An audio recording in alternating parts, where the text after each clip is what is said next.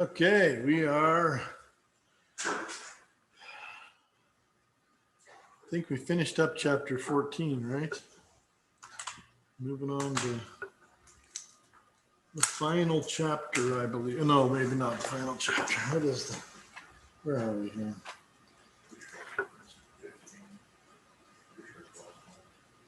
Yes, it is.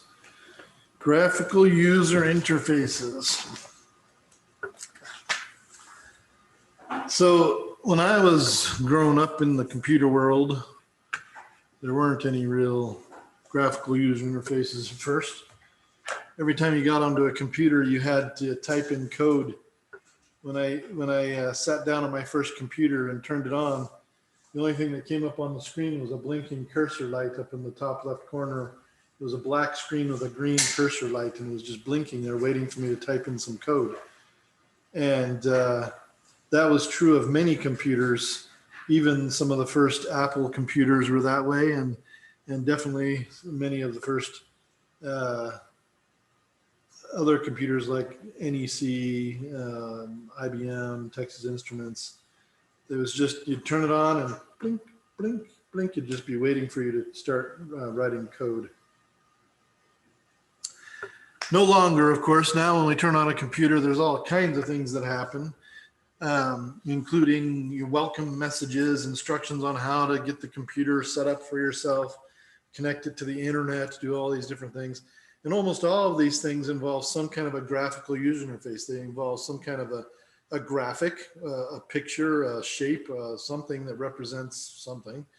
And then this ability to click, to drag, to open, to close using a mouse or your fingers or some other thing, this user interface option, right? So that's basically what it is. The GUI, or often called a GUI, is the graphical user interface, and we're going to learn how to use MATLAB to create graphical user interface. We've already done a little bit. We've done some click boxes and some things like that, and of course, MATLAB itself, the MATLAB environment is a graphical user interface environment.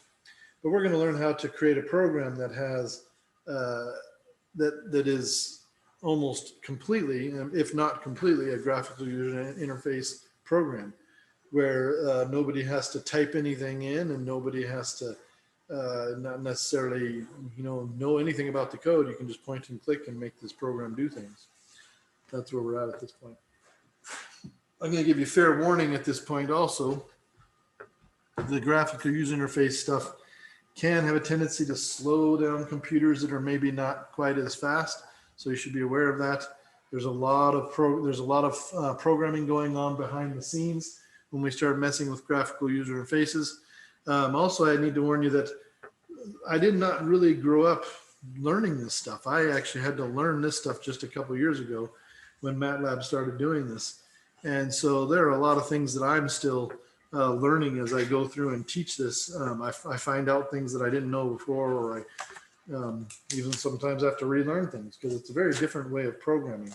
Many students nowadays are actually growing up with this type of programming we're about to encounter. If you've ever taken a programming class, there are many types of programming classes that are taught where you don't actually write code out. You just kind of point and click and drag and do things on the computer. So you're programming using graphics, and that is something that I never did with MATLAB, for sure. I did do it in another program called LabVIEW, but not in MATLAB. So anyway, we're starting this is on page 596, it looks like. I'm going to start with a very simple GUI, simple GUI. I'm going to clear some things out here and close some things real quick.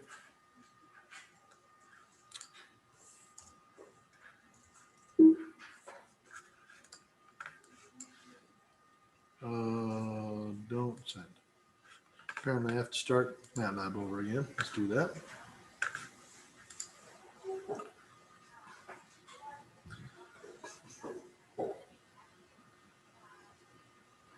All right. So let's see, we're good to go. All right. So We're going to start off by opening a blank GUI. So we go up here to new, and you're going to go down to, which one is it? Select blank GUI. Oh, so we have to go to new app. There we go, new app.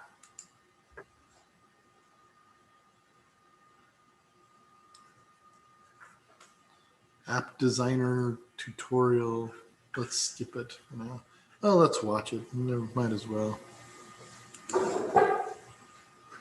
We're going to build a simple app where a slider controls the plot in an axis. Let's not do that, actually. So what I'm going to do is I'm going to close this again, and I'm going to do the new app again. And I'm going to choose, let's see, is that what I want to be? Nope. This actually will give me this is, I guess, where I want to be. And it opens it, it's opening it as a, no, this is a little different. I want to go to open guide to app designer, guide app. Let's try this again. I want to do what they're doing so you can reproduce it. The guide quick start is what we want. And I think that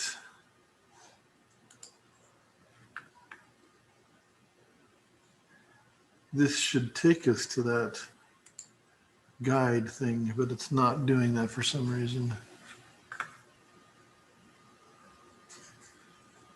Why not?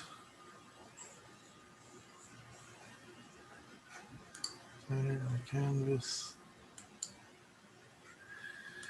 Okay, let's do this. Let's go to help guide. Yeah, so here we go. Inspect, open the GUI design environment. Guide.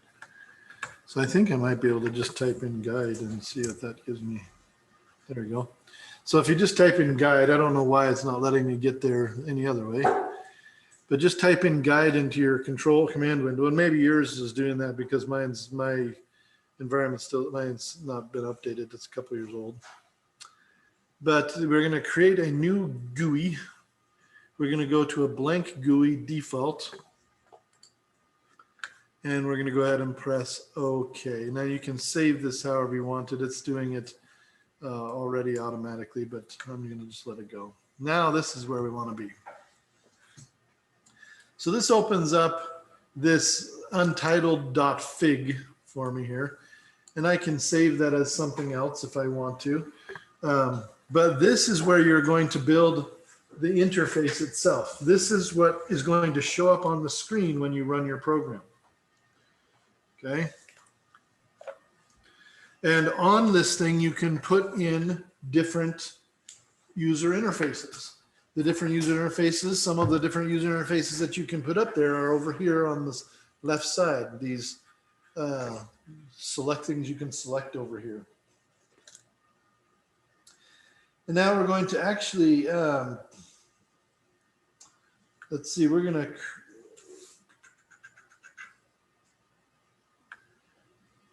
go to File, maybe. There we go. We're going to go to File, and we're going to go to Preferences, and we're going to go to Guide. So there's Guide, and here it says we have this option of showing names in the component palette. And that's good because that will tell us what these things are as we hover over them. Go ahead and apply that.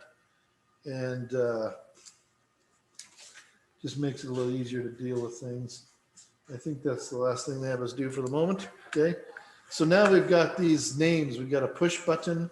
We've got slider, a radio button, kind of like an on-off button, a checkbox, an edit box, a static text box. A pop-up menu, list box, toggle button, table, axes panel, and a button group.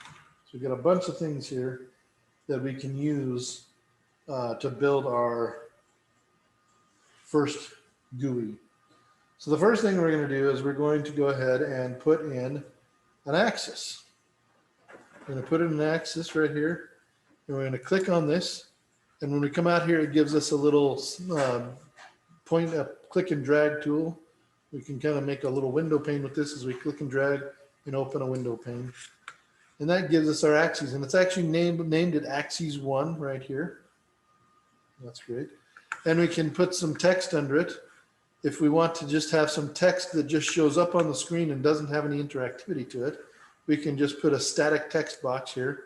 And that's just called static text. And that's just for labeling things.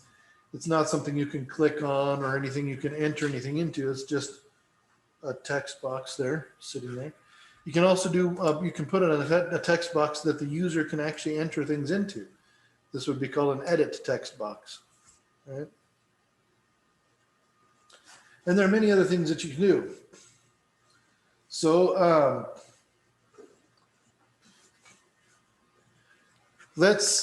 we can change the things that are in here as well. We can change them in a couple of different ways.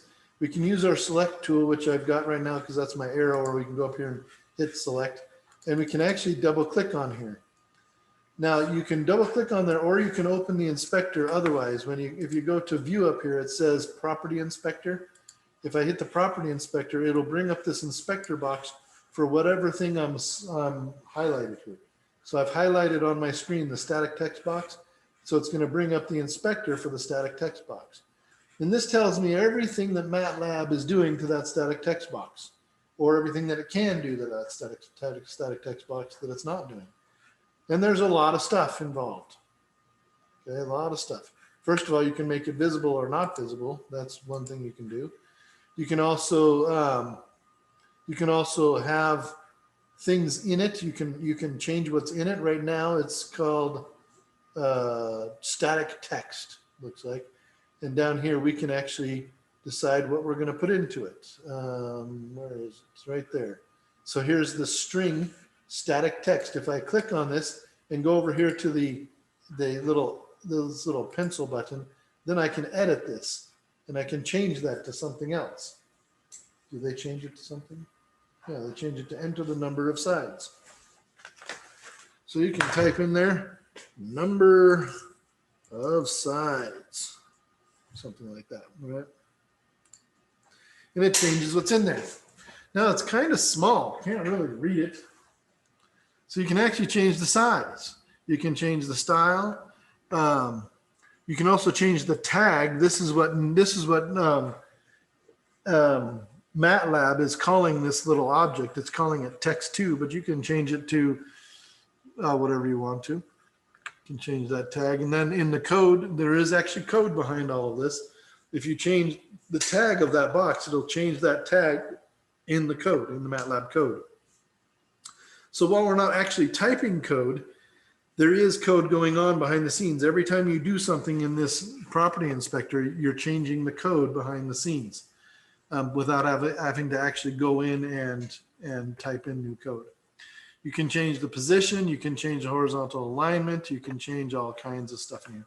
You can change foreground color, background color, font weight up here, font size. This is where we're going to change the size of the font, and I want to do that because it's too small for me to see. Change it to 24. And you could change the font weight. You could make it a heavier weight to bold, for example, if you want to. You could also change the color, change it to orange maybe. You could also, you can do all kinds of things. You can do a font angle, go to italic if you wanted to, or change the type of the font, the actual font type. You can do all kinds of things on here. Here's the background color. Right now the background color is clear. I think I want it to be purple because then it will look disgusting. All right, so anyway, kind of looks like the Phoenix Suns uniforms, which always make me crazy. All right, so anyway, so that's the text box. We can change all kinds of things in the property inspector. And again, we're changing the code, but we're not actually writing the code, which is great.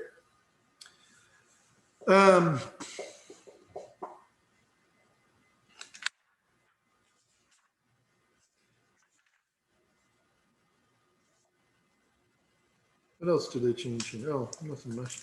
So let's go ahead and close out that property inspector, and let's go ahead and now save this. Uh, you can do a couple of different things to save this. You can actually run it. You can run this up here using the arrow, the green arrow, and it will save changes. And you say, do you wish to continue? You say yes, and then it's going to ask you to save this now. And we're going to go ahead and save this as Polygon. And just like any M file that you would use to save things to in MATLAB, you need to start this with a letter. It can't be a number or some character. It needs to be a letter. We're going to do polygon underscore GUI or polygon GUI. And then we're going to go ahead and save that there. And there it is. It's running your polygon GUI now. And you can actually edit the text, edit this text down here. You could put in, for example, 5 sides if you want to. Doesn't do anything for us, but we could do that. It accepts it and runs the, this is what it does. This is all we've told it to do so far, is just create a chart window, create a, an axis window that has this thing underneath it that says number of sides. I probably want to change that because it looks like I've overwritten the numbers on my x-axis there, so that probably needs to be lowered down, and that's easily done. If I want to fix that, then I just stop running this, just close it essentially, and then I go back to open it. And in fact, it's already open. And they never actually closed it. It's just underneath this window, so it's here. And I can just go underneath here and select this thing and slide it down a bit. It needs to be slid down, and maybe I make it a little bit wider so that it's the same width as the bottom one here. Maybe I move it down a little bit more even. And I don't like, for example, there's some, I don't really like this one. So I can go to the editor here, or I can go to the property inspector, either one. Go to the property inspector. I don't like the fact that it says edit text in there. That just sounds dumb. So I'm just going to put in there nothing. I'm just going to erase that. I'm going to go ahead and edit this and erase all that. Nothing, there'll be nothing in there now. And I think I want this box to be a little more obvious, maybe put an outline on it. So I'm going to look at maybe trying to outline this a little bit. Let's see, go up here to background color. No, let's take a look here. Foreground color, position, maximum, style. No.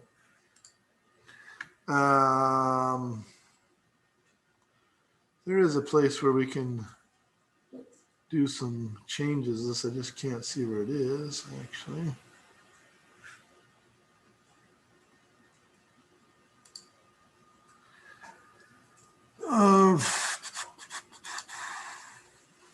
That way I might have to do something else to change that. I can't remember how to do that. But you can do other things involving what it looks like. The position, outer position versus position.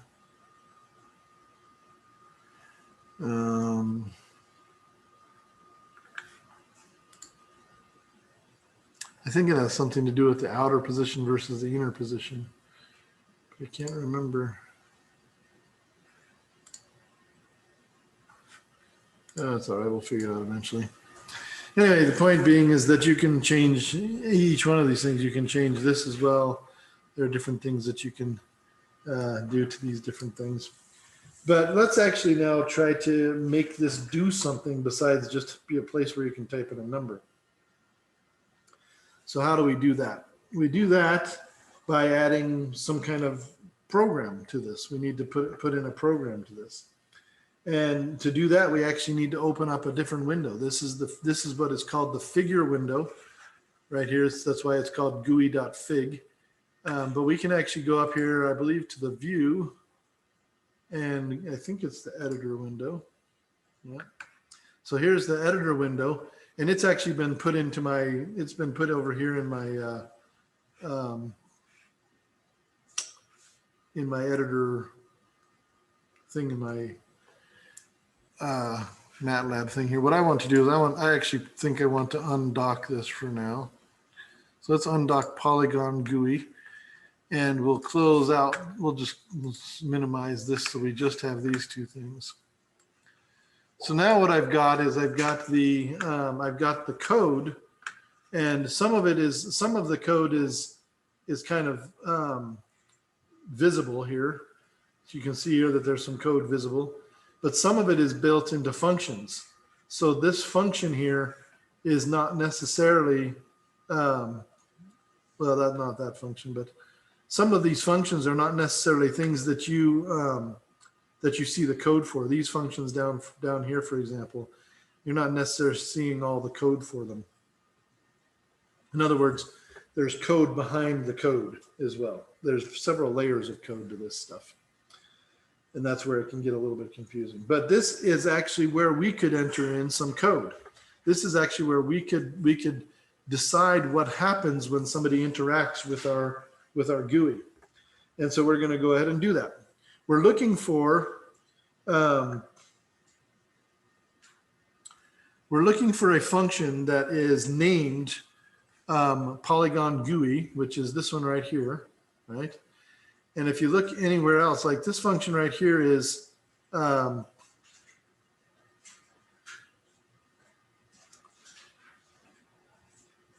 this is actually not the one we're looking for. The one we're looking for is actually this one here. Function Polygon GUI underscore opening function. Yeah, so that's the one we're looking for. So this is the first one we're looking for, and this is one that you can actually put things into. Another one that you can do is anything that involves a callback. Let's see if we can find those. Here we go. So here's a thing that we created. We created a thing called edit one. And if you go back here and you need to figure out what these things are called, you can click on them and open up the inspector. You can double click on them, open up the inspector, and look for their callback right here. If you open up this thing here, their callback is edit one. So there's the edit one callback right there. You can also look for the let's see, where is it? Right here. You can look for the tag. The tag is edit one. So what we're looking for is this thing in the code, this function in the code right here that is called edit one underscore callback.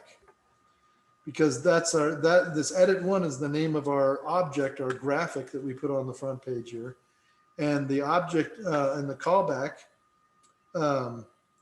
is the thing that tells, this is where we tell MATLAB what to do with whatever is put in there, right? So, or if somebody pushes the button, like some of these are buttons that you push, and so you'll get some code down here that says if the button is pushed, do this. If the button is not pushed, do this. And that's where we put in the code. So our two things that we can actually mess with in this thing is this one right here, function Polygon underscore GUI opening function, and this one here, edit one underscore callback. Now notice that these functions that we're going to be able to edit are actually functions with inputs. This one has 4 inputs. This one is H object, event data, handles, and varargin, right? This is variable argument in, I suppose you could say that. But so it's got 4 input variables that can go into this function. And you can see that it's using one of them here. It's using the H object right here. It's actually putting into another function. It's using handles as well. And then down here in the edit one callback, there are also some input variables. H object is put into this one as well, and handles is put into this one as well as this thing called event data. Okay, so these other functions that are in here, you don't want to mess with. So usually what I try to do when I come in here when I come into one of these files, because there's just a lot of junk in here, there's a lot of text and a lot of other things. What I'll do is I'll just put in some other lines of just words in here to tell me what I'm allowed to mess with. And so I just put it right. I would put it right here, and I put a lot of these things here, so I know this is my Polygon GUI opening function. You can add code here like this. And until you go through this function and until you get to the next function, that's where you can start putting stuff in, right? Then you don't do anything here because you're not allowed to do that. Here's the next function. And this one is the edit one underscore callback. This is another one. So I'll just copy this thing right here, copy it, and put it down here. And sometimes I'm even kind of crazy if it gets really big and busy in here. I might even put this a couple of times in here just so I can really see it. And I usually give myself some space as well, so it really becomes obvious what parts I'm allowed to mess with. Put some space before it, put some space after it. That way it's easy to see it there. You can even put in some sections if you want to, insert some sections or something like that if you want to. It's up to you. But definitely I like to just show myself where I'm going to be messing with this code so I don't mess with it in the wrong spot. All right, so now what we're going to do is we're going to figure out what it is these things are. We're going to talk about callbacks, right? All right. So the callbacks are actually these functions here that come up for every single thing that has an input in it.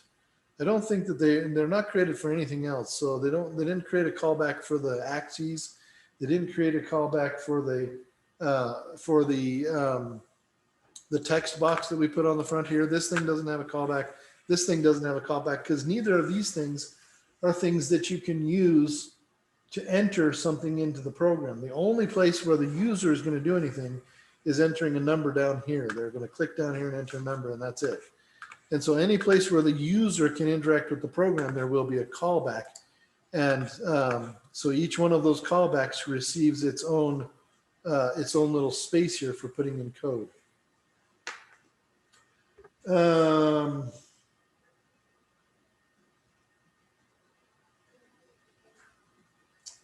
They don't do anything here yet.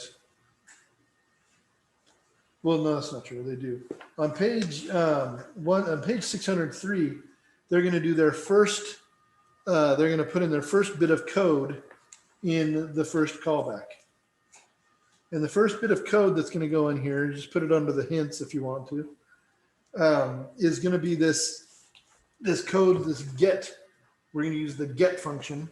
And that means that we're going to grab the information that is entered in to this, into this little text entering box. So we're going to use the get function, and it's H capital O, right?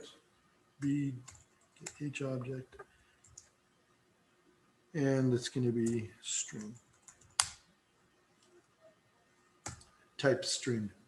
So we're telling it to get the thing that's inputted into this callback, and that the thing that's inputted into this callback is called H object, right? So we're going to get it, and it's a string. So we're essentially grabbing that information, okay? And then we're going to change that thing that we pick up from the user, whatever the user entered in, and we're going to change it to a string, or try to change it to a number. We're going to go string to double. So we're going to change it to a number, and we're going to call it sides. So sides is now going to be a number, and that number is going to come from the object H object, and we're going to change that string to a double precision number.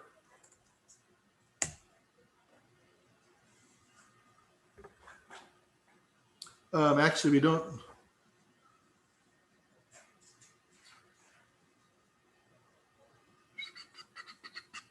We need to put this inside of here. Unless we could actually call this something, give it a name, but we might as well do it all in one line like they're doing. So they actually put this inside of this, which is totally fine. So now we have sides equal to this thing that we grabbed from the computer. We're grabbing it from that text entry box. And all the code behind that is not, you don't need to know. That's built into this function that MATLAB built for us. So that's going on in the background. How that gets there isn't important to us. We're just going to use this function that MATLAB's told us about, this get function, to grab that thing. We have to tell it that it's a string, and then we're going to use the string to double conversion to turn it into a number. So now in the end, this is now a number. Now we can actually use it to do something. So we're going to use it to draw a polygon. First, we're going to define, and this is a really good place to use some explanations, to put in some explanations. We're going to use entered number to graph a polygon or something like this, right? So we're going to define theta equals 0 in steps of pi over sides, divide by sides. And this is code that we've done before when we did this polygon problem once before, right? We're going to suppress that. We're going to let R equal a big thing of ones, a bunch of ones, from 1 to the length theta. So it's a 1 by, it's a 1, if you put in 5 for the number of sides, you would get a thing of ones that's 1 by 5, whatever. That's fine.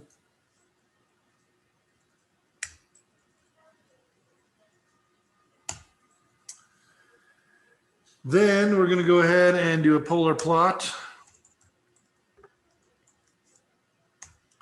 Theta R.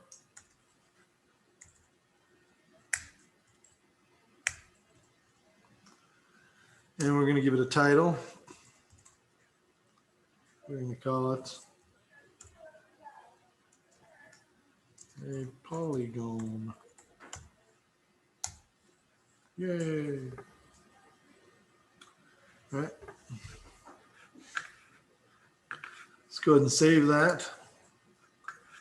And let's run this thing. So here's our GUI. And the place that we can influence this thing is right here. We can put in a 6, hit enter. Whoop, didn't quite work for us. Apparently I did something wrong in my code.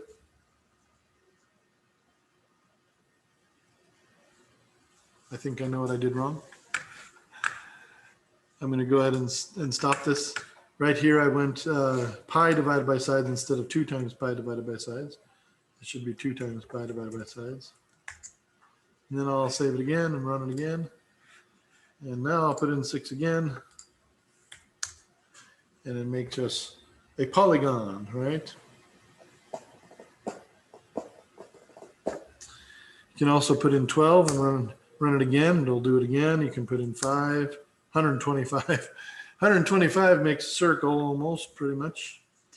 But you can also put in 5. You ever wonder what a one-sided polygon looks like? In this case, it actually looks more like a point. Two-sided polygon, however, does look like a line. 3 is triangle, of course. 87-sided polygon, pretty much a circle. So anyway, there is your very first graphical user interface. And if you want to, let's see if we can break it.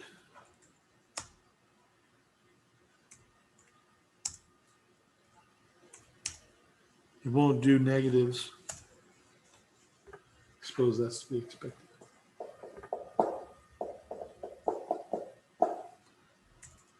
Let's do pi. Let's do 4.5. There's a 4.5 sided polygon. We just broke our GUI. Doesn't know how to do a 4.5 sided polygon.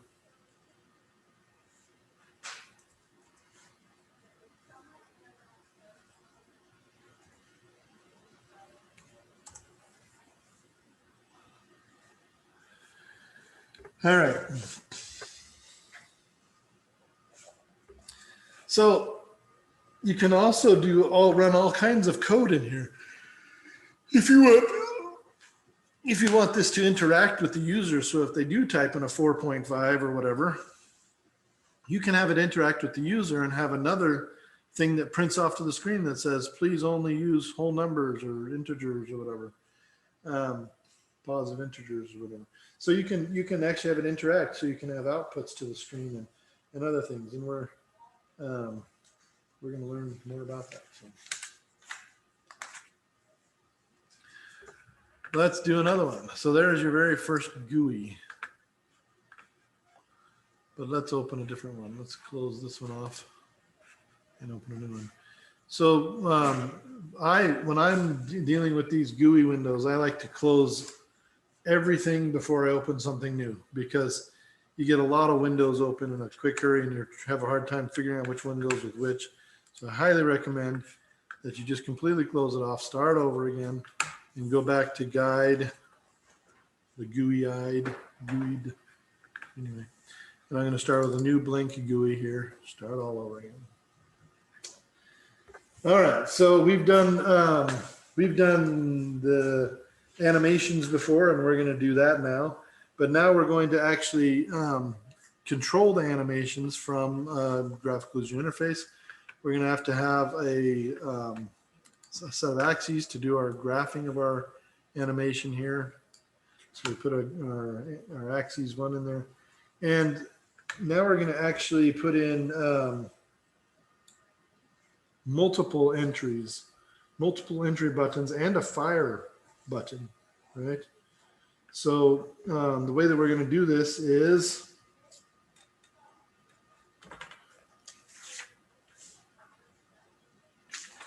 let's see. Can't.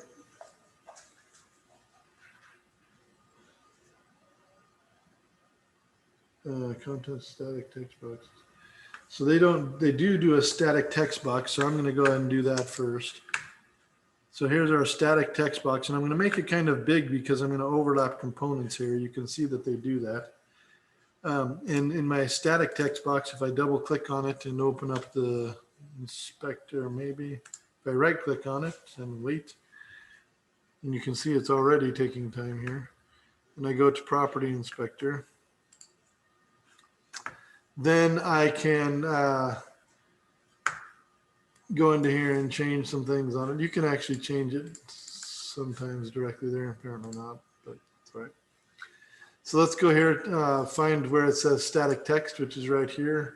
We'll go ahead and click in there, and we'll call this enter launch conditions term. And then they put it on the left-hand side, so we can position it where we want. You can position it a couple of different ways. Probably the easiest way, if you just want it on the left, is to change the. Let's see, what do they call that?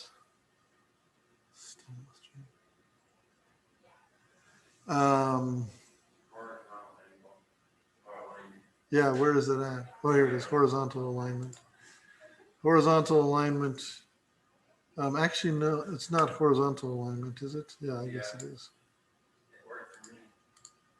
It's not. Oh, there we go. Now it's letting me choose it. Okay. So I go to hit left on there, and then yeah, there it goes. Puts it over on the left now. So there we go. And you can make it a little bit bigger if you want, and so on and so forth, just to make it visible or whatever, more visible. I'm going to put it up to maybe 14 font or something. All right.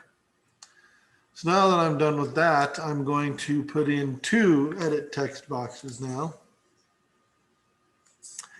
I'm going to go ahead and put in one there and one here, and they're on top of this other box. You can go ahead and click on them and you can change them to whatever you want. Instead of edit text, we'll go ahead and just make it blank in both cases.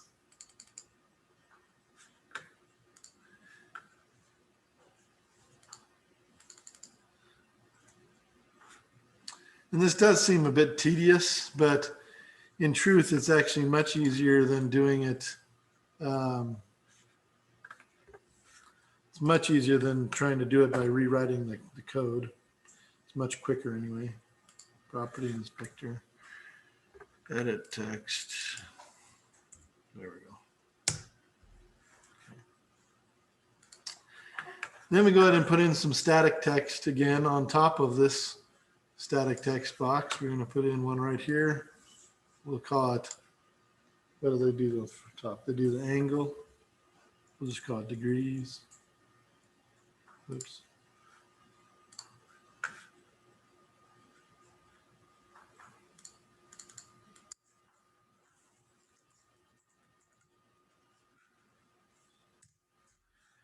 And then put in another one. And you can actually click on, ooh. So what I did is when I clicked on this back box, it brought it to the front. And so you can actually click on these things and do things like bring to the front. If you do bring to the front, then this one will stay in the front, even if I click on this one behind it, which is good because then it doesn't get lost behind some of that object. Also, when you right click on these things, you can do things like viewing the callbacks. So here are the callbacks for this particular function. There's a create function, a delete function, and a button down function. But useful because then it tells you where in the code things are kicking around. Well, we will use that a couple of times here. Let's make another static text box. I apologize if I seem kind of loopy, but I've got allergies right now, so I am feeling a little bit loopy. I feel like I'm like slurring my speech and my nose is getting stuffy and my face is getting itchy. But anyway, I apologize for that. It's not because I'm losing it, it's because I'm losing it. Okay. Love my allergies. Property inspector again. It brings up the new property. If you have the property inspector already open for another object, and then you double click or right click on a new object and choose the property inspector, it will just change this window to the current object's property inspector. So you're good to go. So for this one, I'm going to put in, what am I putting in? Velocity, speed of the launch speed. Okay. This one.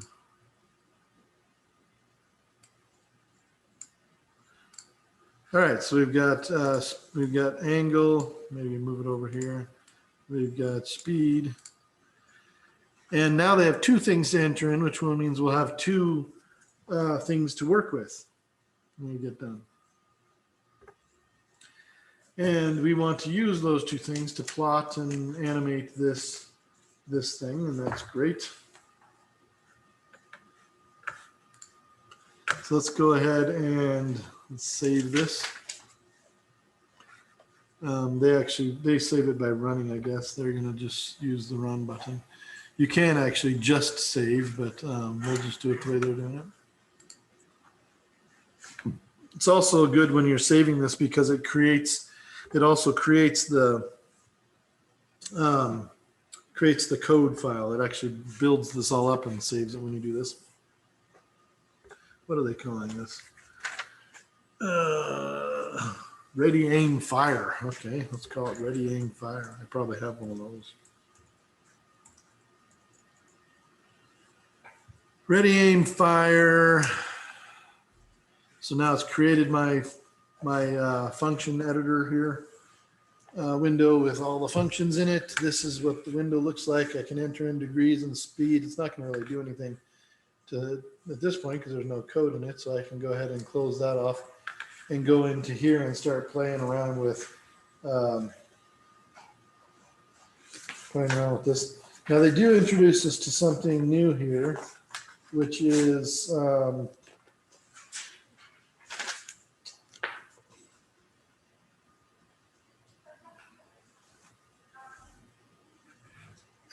the show, they call it the show functions icon. And I've never used this before, so I gotta, is that it? No, that's not it. Where's the show functions icon?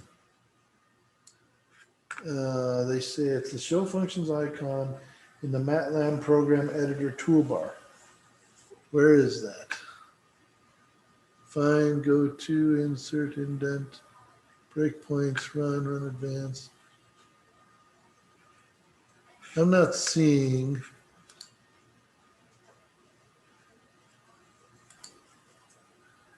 anything that says show functions. Do any of you see that on yours?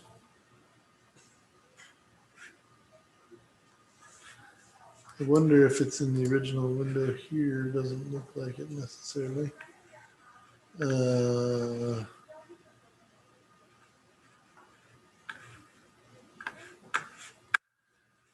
That also must be new to the newer version of MATLAB because I don't see it on mine. Or it's hidden somewhere and I just don't know it, but it's entirely possible as well. So you may or may not have this thing that's this icon that allows you to show the functions. I could swear that I remember seeing it at some point, but I don't see it now.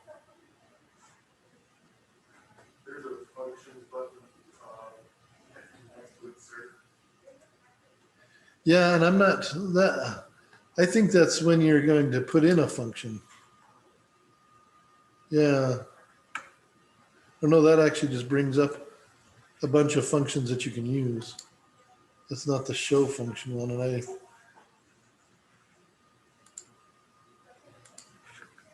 let's see, find, view, advanced running time, comments, insert.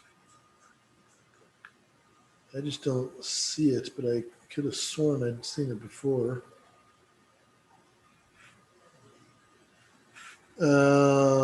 What I'm going to do really quick is I'm going to dock this into my other window and see if it shows up there.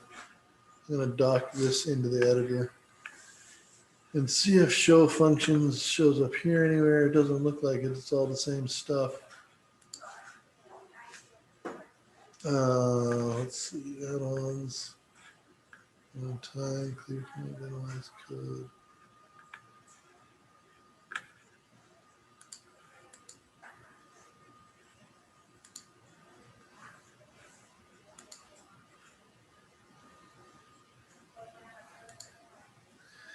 Yeah, I don't see the show functions in there anywhere, but if anybody figures it out, I'd be interested to know where that shows up. I think that might be useful, but you don't have to use it. You can actually,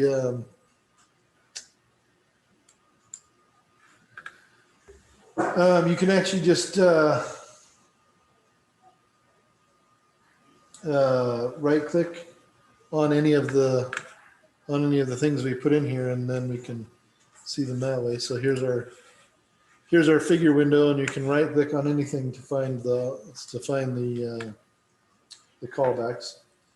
So we're looking for the launch angle callback subfunction.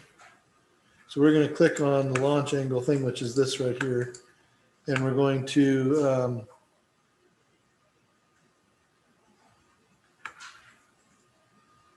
go to the launch angle callback here.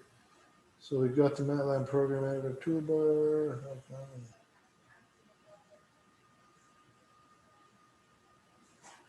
Okay, so anyway, we're going to go here to our editor, and we're looking for now the launch angle callback.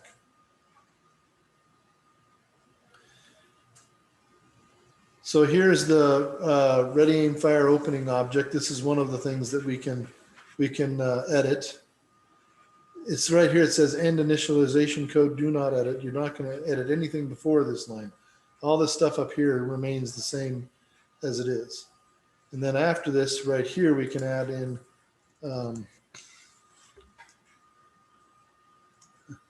I can add code here. I'm going to do that again. Just just the way I like to do it. If you don't want to do that, you don't have to.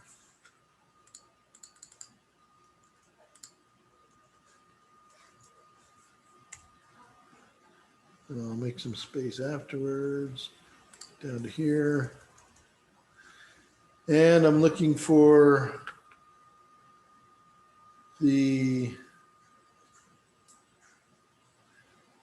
so these are the two, and I didn't change their name. I didn't change their callbacks here, so I should do that.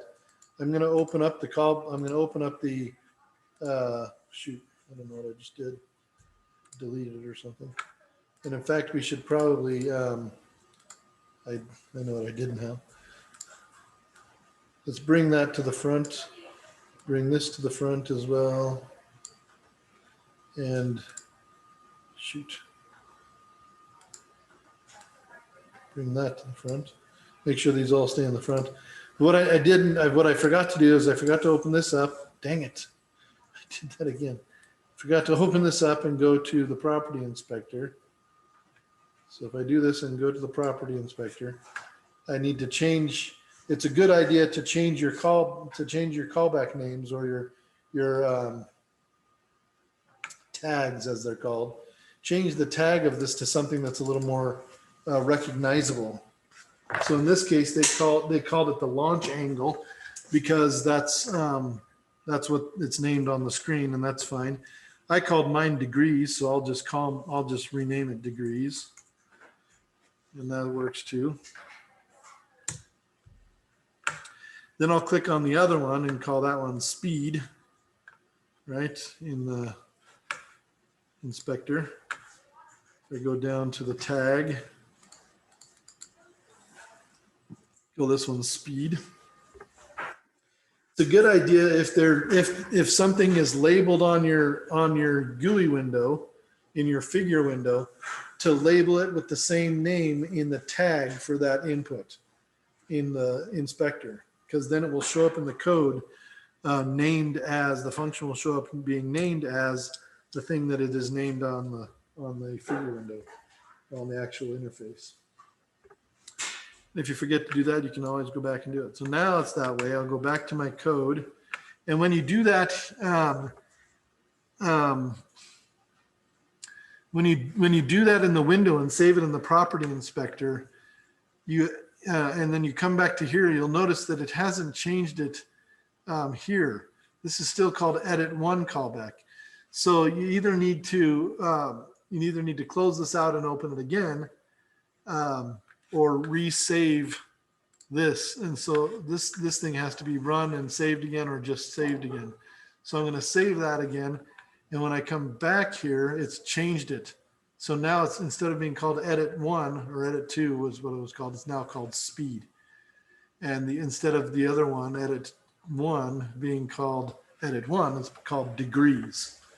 So this is another place where I can change the code. So I can add in my little things here telling me that I can change the code.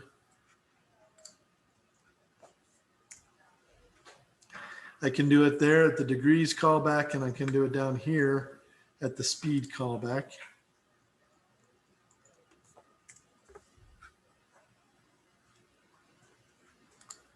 Give myself a little space afterwards too, just to kind of offset them before and after. Just my way of doing things. Okay, so now I know where the places are that I can add code, and I'm going to go ahead and add the code now.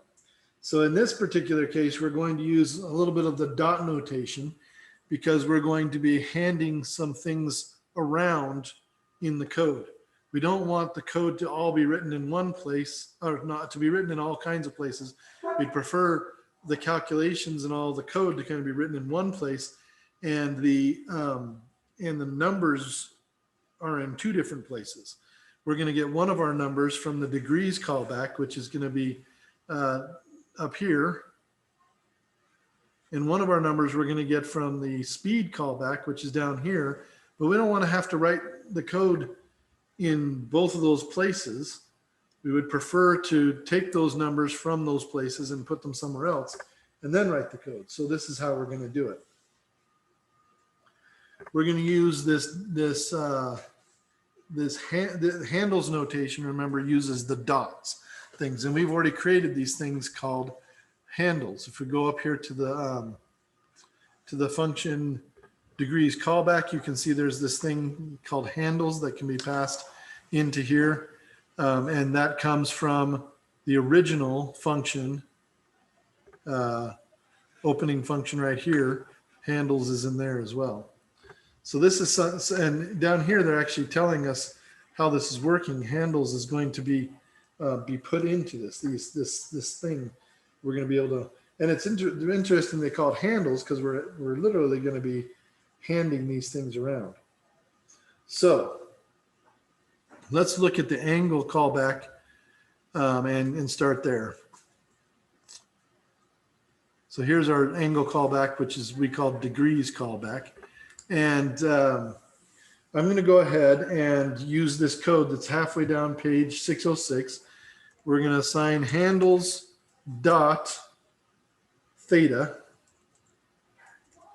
So we're defining this thing called theta, and it's part of handles. So handles dot theta, and this is where we're going to do our string to double conversion of the thing that we're going to extract using the get command. Get, and we're going to use the same thing, h object, and we're telling the computer that it is a string that's coming in. We're going to go ahead and suppress that.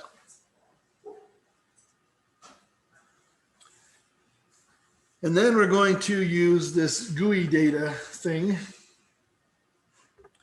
And what this is going to do is it's going to make this, I'm pretty sure that's what this does actually. I'm not exactly sure if I'm right, but I'm pretty sure what this does is it makes this available to the entire program. So it's going to create this, it's going to put this thing out there so that everybody can use it. So GUI data, H object, comma handles. We're going to suppress that as well. Then we're going to do the same thing. And I'm actually just going to copy this code actually.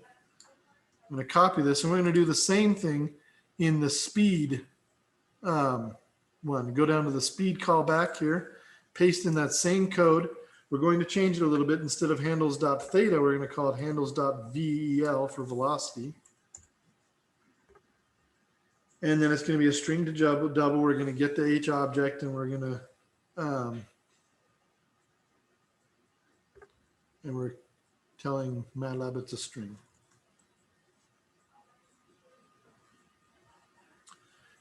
And everything else is the same.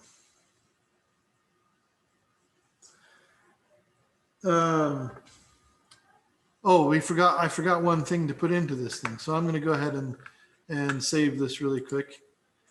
And then I'm going to go back to our back to this window here because I forgot to put in the launch button.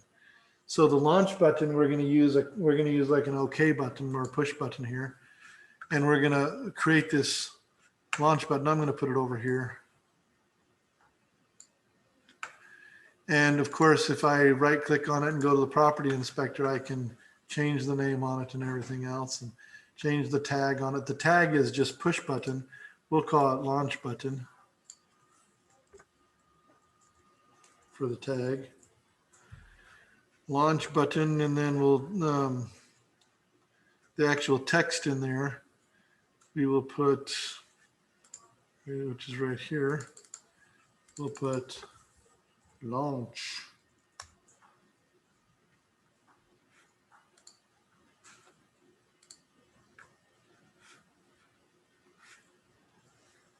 And of course, because it is a launch button, we probably should make the font size a bit bigger, go up to like 20 or something. And we should probably give it some color that looks like a launch button. All right, so going back to here, I'm going to go ahead and save that so that we'll create a launch button callback object. And this is where I actually want to use both of those numbers that have been put in and plot the object. So when they push the button, this is the code that's going to run, and it's going to grab that data that came in from the other two callbacks and use it in this callback to actually plot this thing. And the code for that is at the bottom of page 606. So we start off by defining time, a time vector, which is going to go from 0 to 100, it looks like, and steps of thousandths of a second. So 0.001 to 100, like that. And then we're going to go, we're going to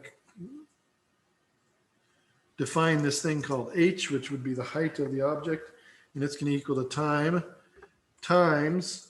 Now we're going to extract these things: handles dot velocity, or VEL, right? Handles dot VEL, and then we're going to multiply that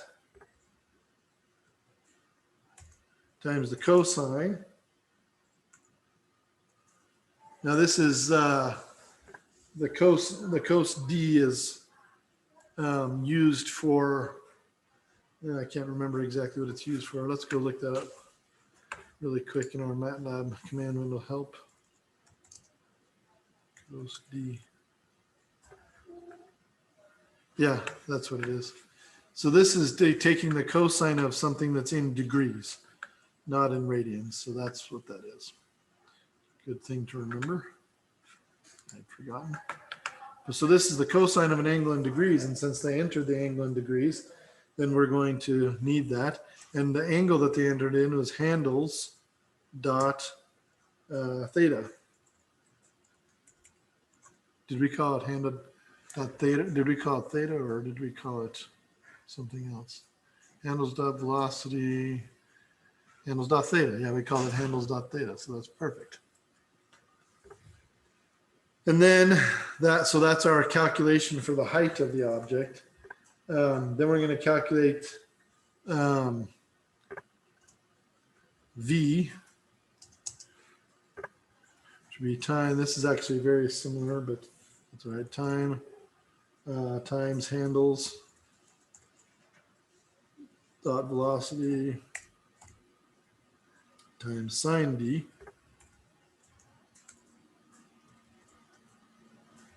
Handles dot theta.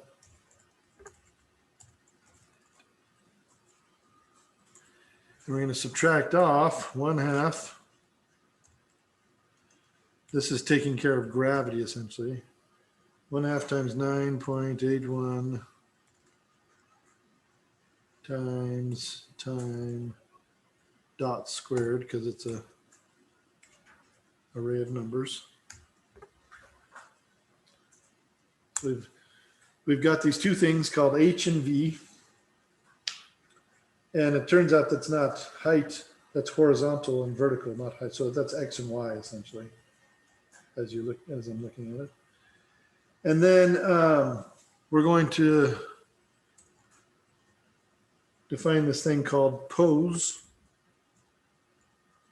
We're going to find where V is greater than or equal to 0.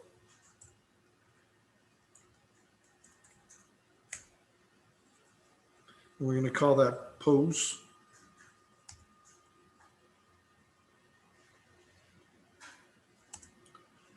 And then the thing, we're going to call this horizontal thing.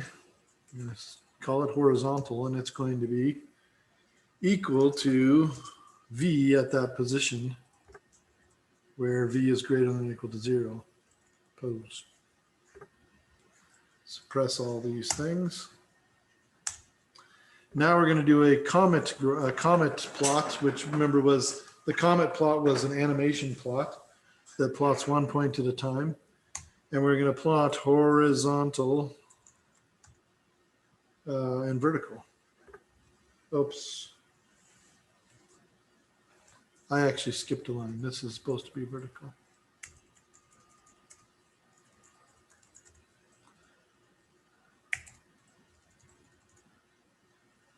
And this is supposed to be horizontal.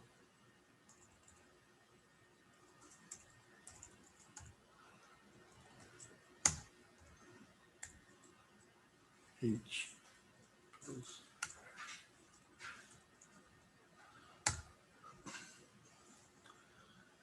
All right, so we're essentially creating arrays of numbers that are greater than or equal to 0 using these two lines of code here from H and V, calling those arrays of numbers horizontal and vertical.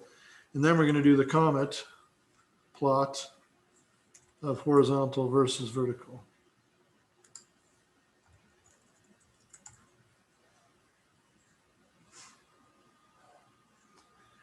Any questions about this code? Because there are some new things in here that we've not done before.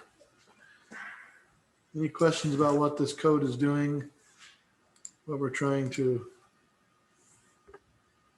accomplish with any of this? Okay. So again, we're going to go ahead and run it now. And here is our GUI. Let's see if it works.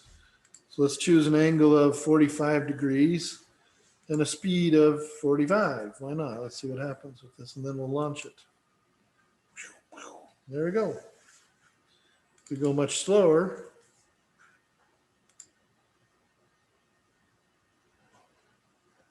get a much different animation.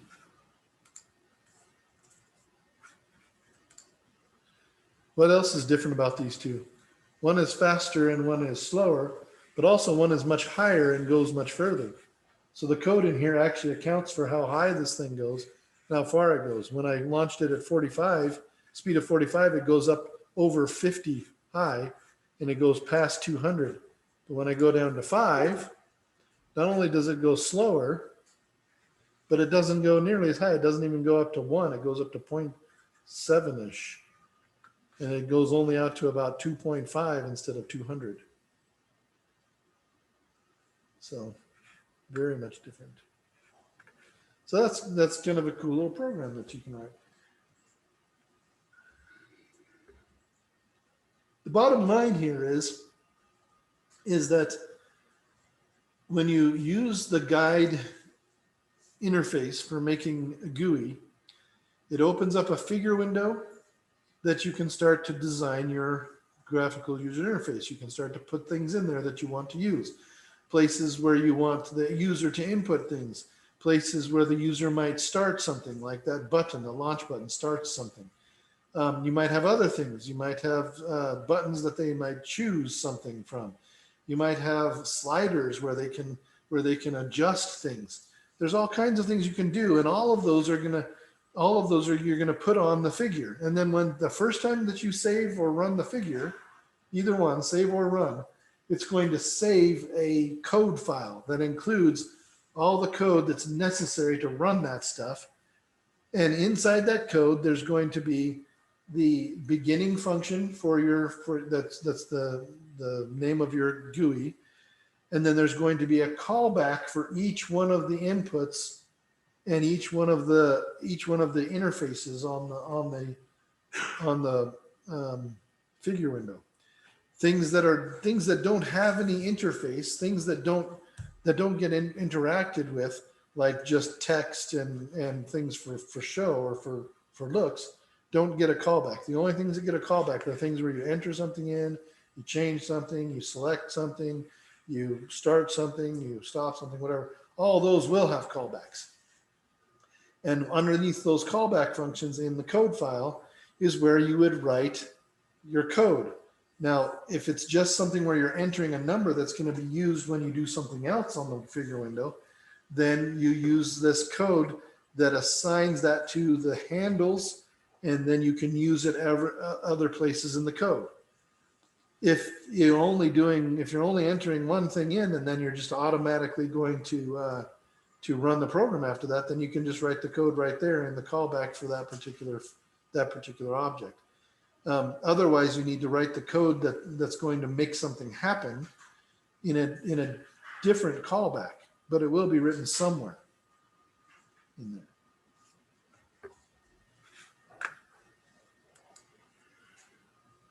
Excuse me. Okay.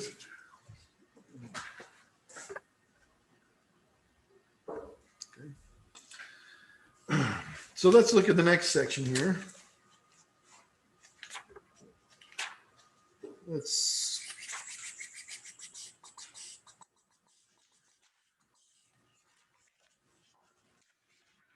The next section, they're going to improve the Ready Aim Fire program. One of the things that they're going to do is they're going to change what this looks like when this thing starts up. It's going to change kind of the startup presentation of this thing. And that's where you put code into the startup function.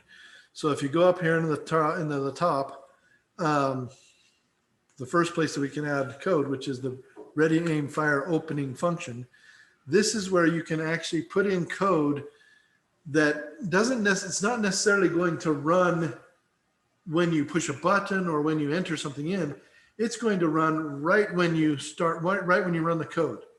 So it's going to do something to the window. It's going to do something right when you start running the code before the user interacts with it at all.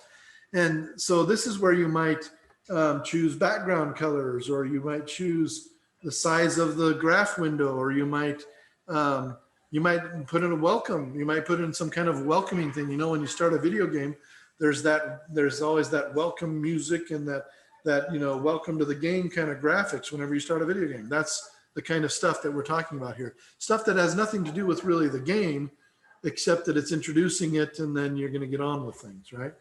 So that's what we're going to do here. That's what you generally put in at the opening function, right? This all runs right when you start up the function.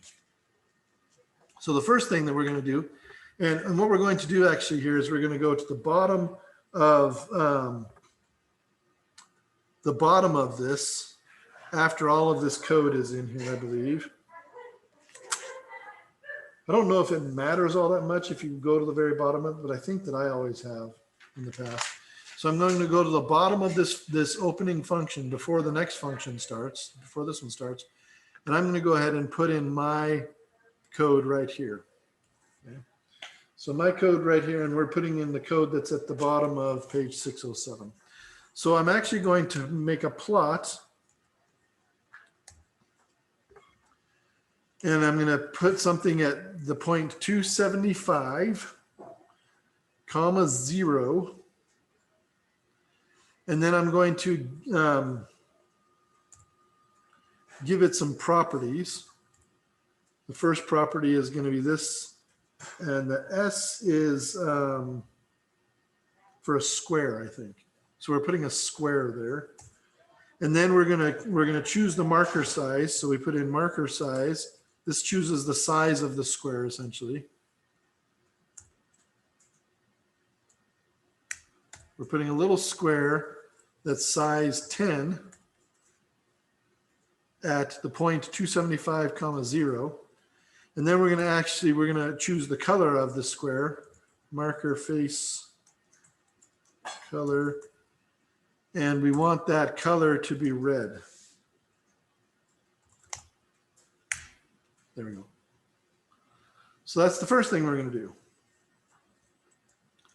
And then we're going to put in some text on that plot.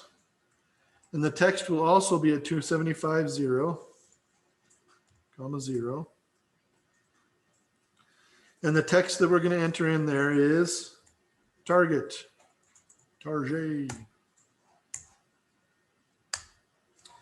And then we're going to fix the axis. We want the axis to remain the same all the time.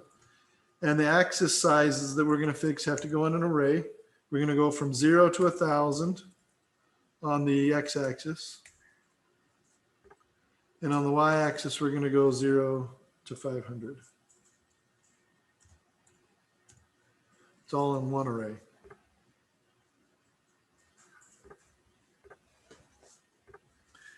Then what we're going to do is we're going to do a hold on to keep all these properties the same, and also to make sure that every time we plot one of our fired cannons or one of our fired projectiles or whatever we're going to call it, they also stay on the screen. So they're all, so everything that we graph, every time we launch something, it's going to stay on the screen. We'll see all of our launches together.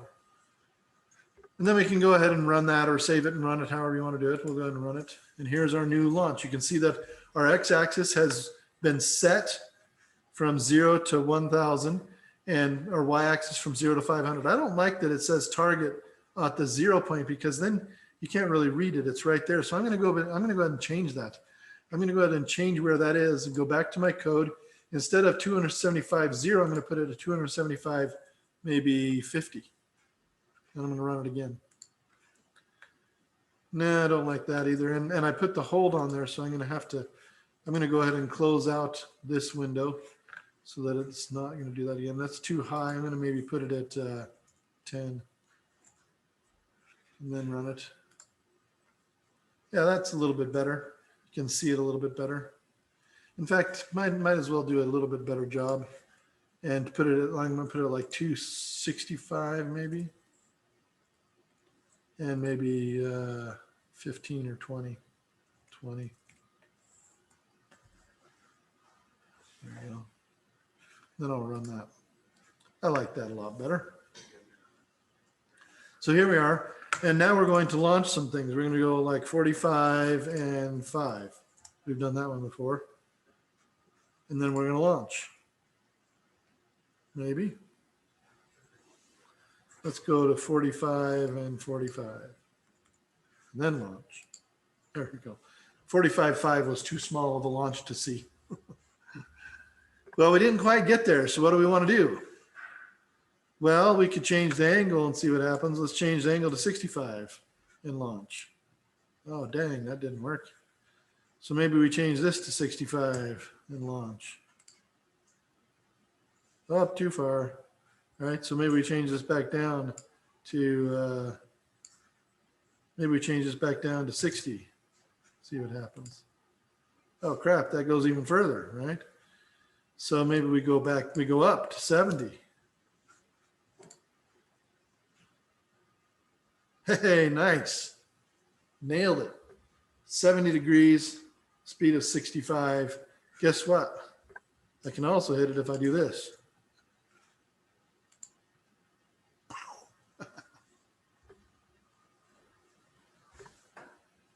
If you've ever taken a physics class from me, you know that this is actually we actually use a program like this to simulate projectile motion. This is a projectile motion simulator. It's used by physicists and engineers all over the world. Not that hard to program, actually, in MATLAB. You could also include things like air resistance in this. That would be, you'd have to go back to the launch thing. Let's see here. You have to go back to here, the callback for the launch. Do you have the degrees of speed, callback, speed, launch button callback here? You have to go back to your launch button 1 callback, and you'd have to change this code in here, because the physics in this code is in these 2 lines here. This is the physics of what's happening. Right here tells you how gravity works, and if you wanted to add in some air resistance, you'd have to add that in. The air resistance is going to affect things both in the vertical direction and in the horizontal direction. And it's something that goes as the velocity squared. So it'd be something like, let's see if I could put it in here. You'd subtract off, see, how does drag, its drag is, velocity squared times the drag. You'd have to have a drag coefficient. The drag coefficient is going to be some number that tells you how much drag there is. So maybe it's 0.1 or something like this. And that has to be multiplied by the velocity, which is this one right here, handles velocity. Copy. Paste that in there. And that would have to be squared. And since it's a array, it has to be dot square. Let's see, no.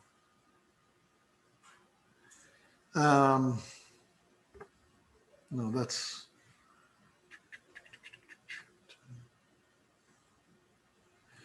this actually has to be multiplied by time as well, because that makes it into an array. There we go. So time times handles velocity, and then this whole thing would have to be squared, I think, to get,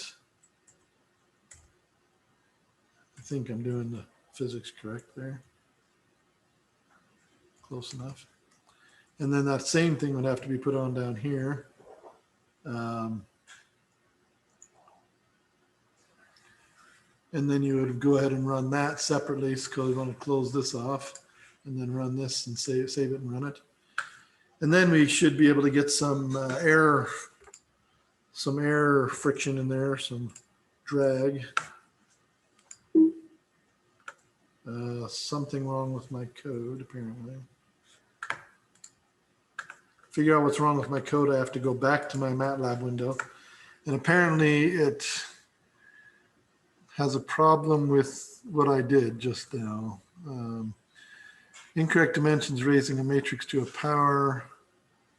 Matrix is square. Okay, so did I not use dot squared? I thought I did. Let's go back and check that. I must not have. Oh yeah, I didn't do it here or there. It has to be dot squared in both cases. So then we go back to our GUI window and close that out, end it and run it again. So now let's try it. If this works, then the launch will not look symmetric anymore. It'll be slowing down as it moves forward and as it moves upward.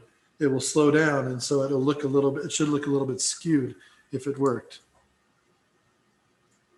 Which apparently it didn't work.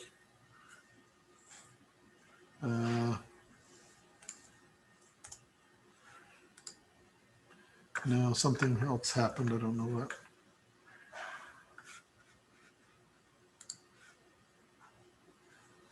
This may be too much. I might have to drop this down quite a bit, actually. It may just be like not, that's maybe too much drag. Let's drop it down dramatically.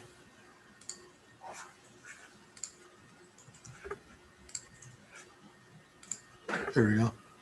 See how it's skewed pretty dramatically there? So if we raise that speed to 100, instead of having a very symmetrical thing, this is like it has wind blowing on it. So it's still it's actually way too big still. So this needs to drop down even more, like down to like this maybe. Have a much smaller thing there.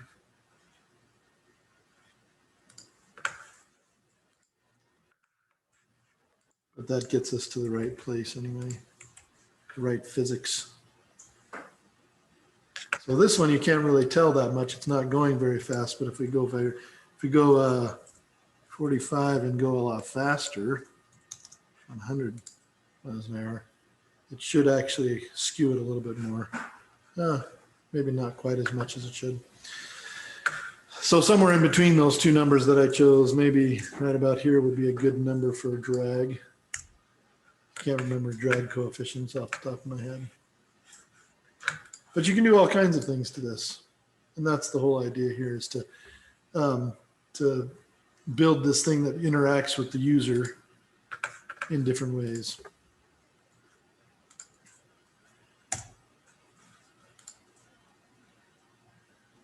Yeah, that works a little better.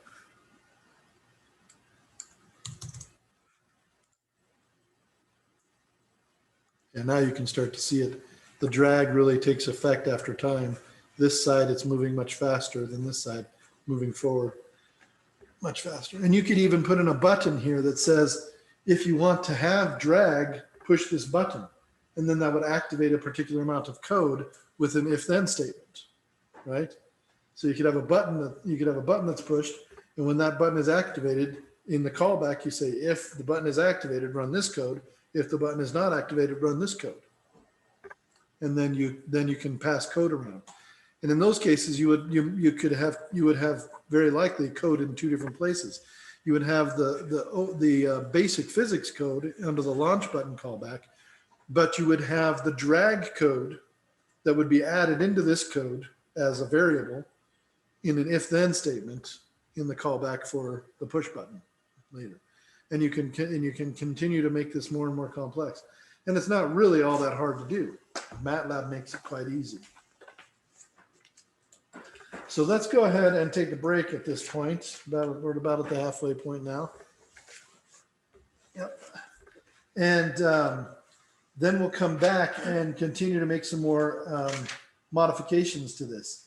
We'll do some more modifications that they have in the book. We'll maybe add in a few of our own. And then we'll also move on to look at some of the other options for building GUIs that MATLAB has, because they have many time-saving tools built in, and we'll take a look at more of those. All right, let's have a 5-minute break here. So.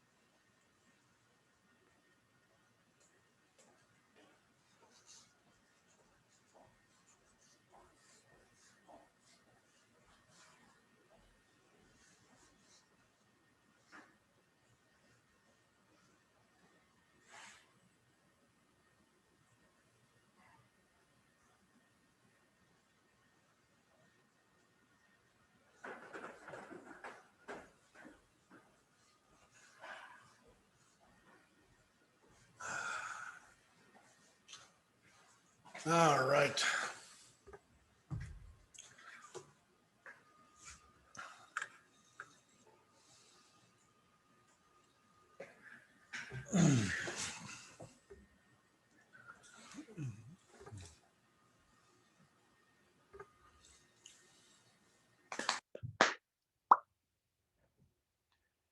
So hopefully at this point, you can kind of see the beginnings of using MATLAB to create a game, right? You could use MATLAB to create any number of kind of interactive, hitting a target kind of games, you know, Battleship. I mean, this seems very simplistic at this point, but this is the basis of pretty much all the shooting games that people love so much. The first-person shooters is just a much more complex and dynamic environment that they create, right?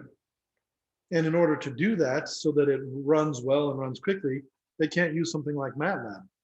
Because in order to make this easy, MATLAB has all that code in the background we never see. So if you're interested in video game programming, for example, if that's something that you're interested in doing, I know a lot of people are interested in that. You're probably going to be in, I mean, if you're interested in actually writing programming for that, you're writing almost machine level code sometimes because it's so complicated. You know, this is super simple.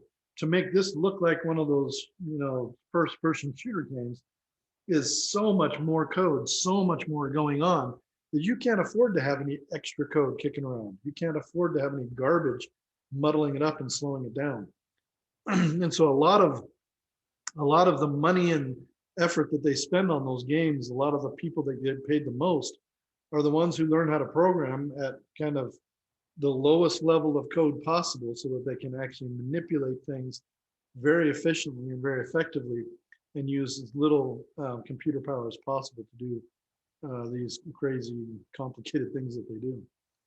Of course, you're going to have plenty of complexity in the code higher up in the code because you have all kinds of animation that has to happen and rendering that has to happen and interaction that has to happen and everything else. But one thing I'll never really understand is I don't understand why they haven't gone into immersion video games yet. Nobody really does. So like in the military, they put on virtual reality glasses and everything, and that's how they play their war games because they need to be able to look around corners and things like that. It needs to feel like a realistic environment. And they've actually figured out how to do that without having to have the headset on. The headset is really quite expensive, and so is a lot of the other hardware that they use for that. But they've actually figured out how to do that just using a TV screen and like a Wii remote. It's actually kind of cool.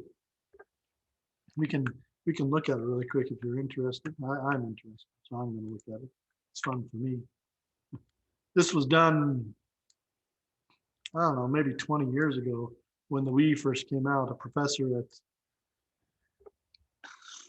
I can't remember where he's at. I think he's at Carnegie Mellon. I don't know, he's an engineer somewhere. Electrical engineer.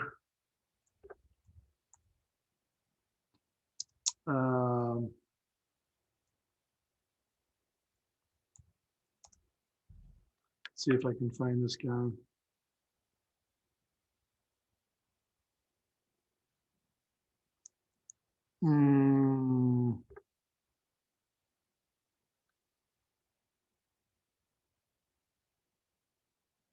No.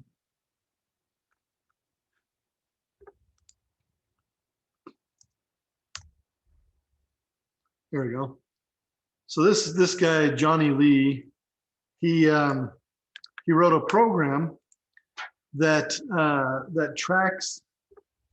uses the Wii remote is essentially just a camera, and he was going to talk about this, but he uses this to track the movement of the player. who's playing the game in front of a screen. And it actually changes the environment on the screen depending on where the person is. And it's really quite amazing. Watch how this goes. And I don't understand why people, they've actually made they've made some games for this at UNL a few years back, but no video game company has decided to do this. And I honestly just don't know why. This makes perfect sense. Hi, my name is Johnny Lee, and in this video, I'm going to show you how to perform head tracking and create desktop virtual reality displays using the Nintendo Wii Remote.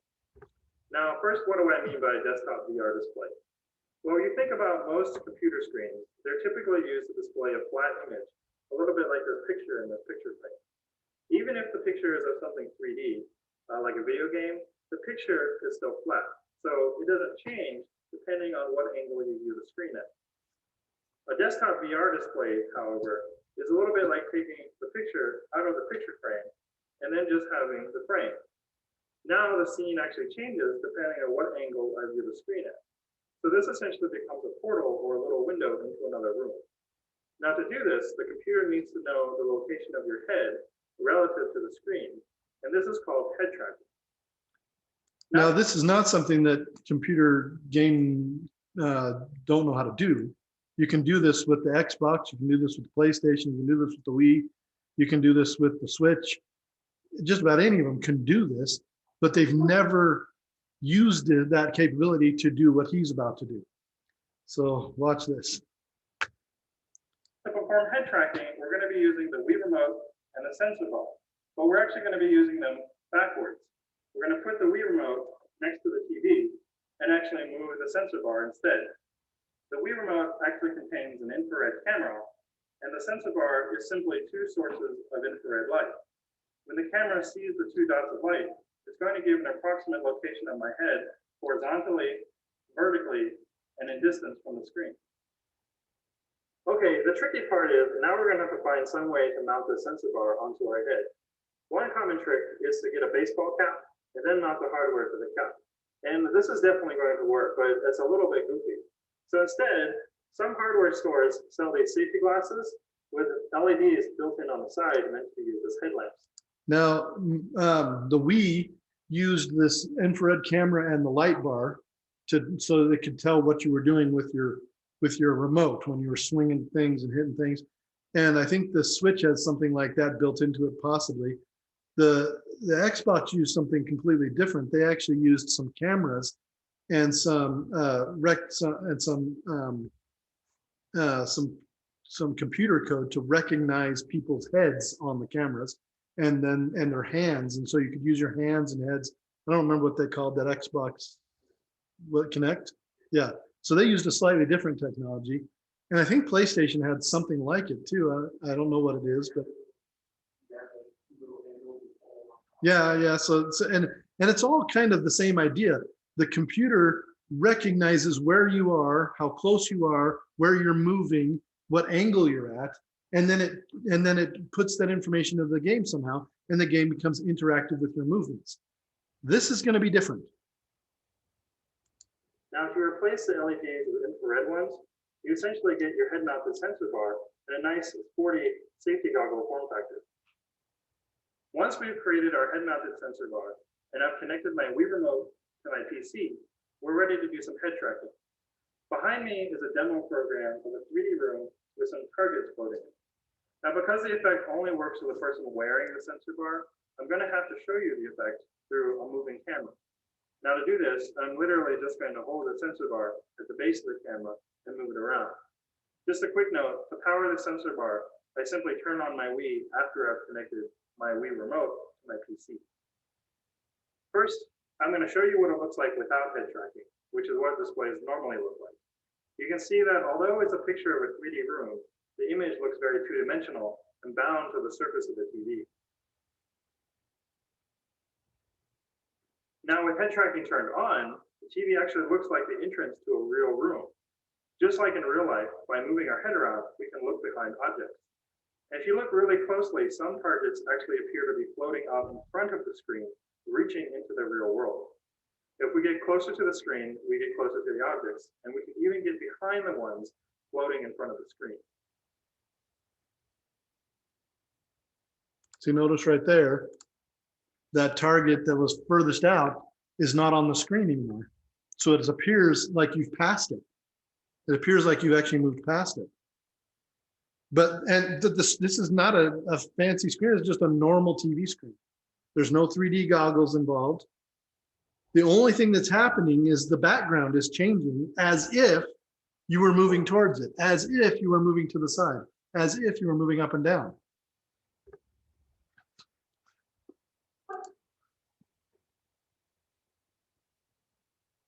As I pull the camera back, keep an eye on the frontmost target. Head tracking provides the illusion that the target is actually floating directly above a laptop screen, far in front of the TV.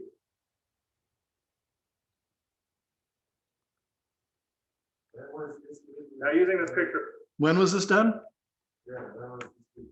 2007. Can you believe that nobody's done this? I don't understand why nobody's used this. This would be the coolest thing to have in a game. And there are many people that have tried to do things with it. So here's another one where this guy is standing in front of the screen and it's tracking his head using the Kinect. Right? And you're not seeing it from his point of view. It would have been really cool if he'd put a camera on his head or in front of his face so that you could see it tracked and see what he's seeing. But what he's seeing here is he's seeing this thing coming out at him and he's seeing this thing moving around and it's almost like he's looking around corners. In fact, you can look around corners with this. So there's actually. My name is Johnny Lee. And in this video, I'm going to show you how to perform head tracking and create desktop virtual reality. Let's go back to the original search because here's a game demo that could have been done but never was. This was 2008. So in this one, as you're going through the environment, you can actually look around corners. Let me see if they show it to you. Which controls this cool 3D game. Now how would you show us what you can do? Oops, shoot. It's hard to see those little marshies. Gonna jump. So he actually jumped up and saw above things when he did that just then. It did make like there was a VR probably it was developed on these. The VR glasses are not developed using this technology. It uses a very different thing to create the same effect. They still have the change in the view inside the goggles, but they use motion sensors to do it. So they connect it to you and use motion sensors to create that instead of tracking what your body's doing. And that's why you have to wear the VR goggles, because the VR goggles have to move with you in order for that. And you have to view it within the VR goggles. The advantage of the VR goggles is that the form factor is very small. Put it on your head and you're good to go. The disadvantage to this one is that every person playing the game has to have their own screen. But that's pretty much how everybody plays games now anyway. Nobody knows. When I was a kid, you'd have 8 people sitting around one TV, little tiny TV like this, and you'd all be playing a different character in a video game. Now everybody has their own like 88-inch TV or something sitting in front of them in their gaming chair with speakers on it, and a big case of Mountain Dew or whatever they're doing. And it's so it would make perfect sense to do this now. Perfect sense. And this isn't even the best one that I've seen. This one's actually kind of chintzy. There's the one at UNL is probably the best one I ever saw. Let's see if we can find their game here. Their game was actually, they were on top. They made it so that you were on top of a castle and you were shooting arrows down at a oncoming, horde of people here.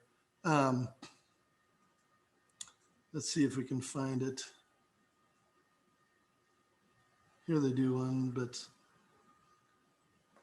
I don't know if I have a video of that one anywhere. If there is one anywhere. Many people have kind of looked into this, but it's all been researchers and no game companies. And I think the game companies need to do this. Let's see what this one looks like. This one's 11 years old. I mean, just. So here you're shooting things.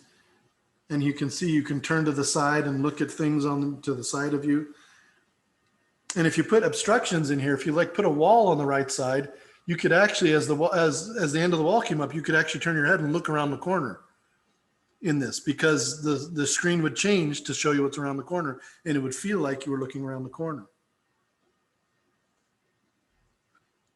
And of course, we're not seeing the full effect here because, first of all, we're not playing the game, but also we're not in a very good screen here. But anyway, the idea is fascinating to me, and it's all very related to this very simple thing we just did.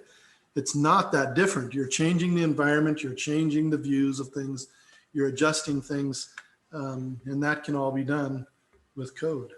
So when I was a kid and you wanted to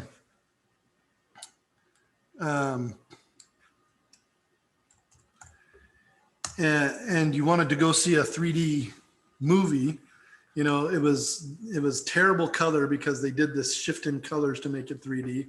And then you had to wear the weird glasses all the time. And nowadays 3D movies are not that much better, but you could actually make 3D movies like this, digitally animated, and have very cool effects going on in a theater. Well, not in a theater, like on a cell phone, like somebody watching it on their own cell phone. I still can't find the one UNL did. I'll have to look for it on UNL's website. I'm sure I can find it if I look hard enough. But anyway, so this, I hope that this kind of opens your eyes to the beginnings of how you can use this, these graphical user interfaces to actually do interesting things in MATLAB and in other programming languages, of course. MATLAB is not really optimized for making video games, but you could do it, and many people have. Let's take a look at the next thing here, which is they do one more enhancement to this Ready, Aim, Fire program. What time is it? So in this one, they're going to change the target position, and they're also going to add a reset button. Okay. Excuse me. Let's see here. We want to go back to our figure window here. We're going to add in a slider. We're going to put a slider at the bottom of this thing here. Actually, no, let's do this.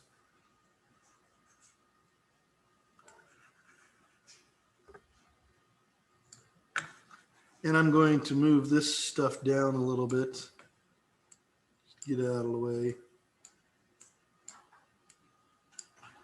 And we're also going to, let's see, let's go back up here and make this a little bit longer.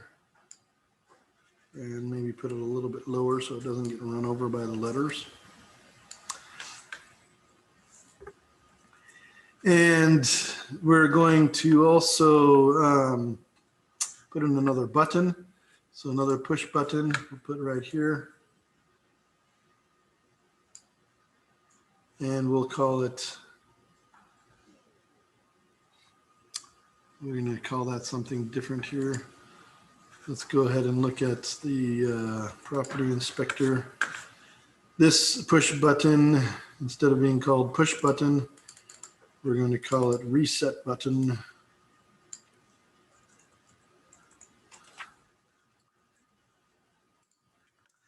And instead of tag, we'll call it, instead of push button 2 for the tag, we'll call it reset. And that's good enough for that. Let's also do,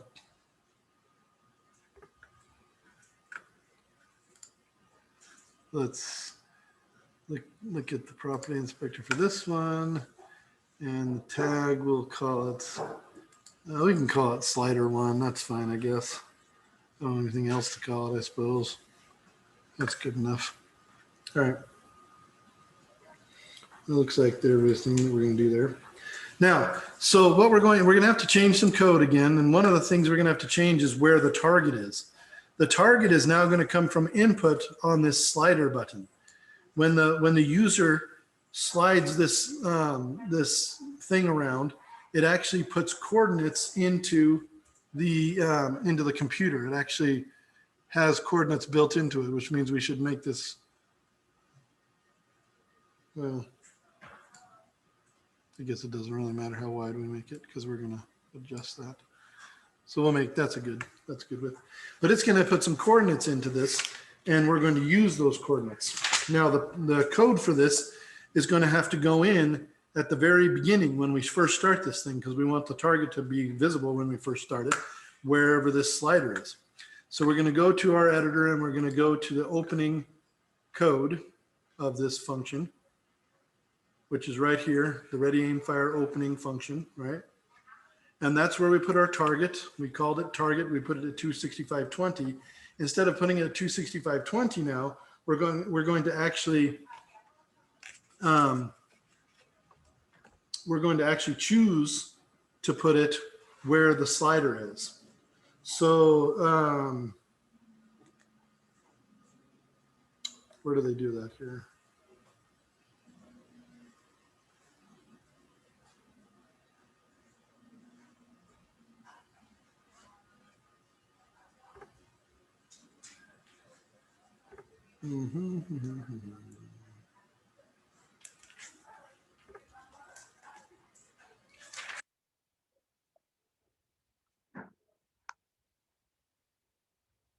This actually is going to be, so they're actually going to retrieve it. They called theirs, I guess they actually called theirs location. Is that what they are saying? They did that? I think they did call it location. We're gonna, ours is just gonna be called slider 1, I suppose. Oh, I see what you're saying here. Okay, so we first we have to change some other things in in this thing that I'd forgotten about. So we go to our slider. Oh shoot!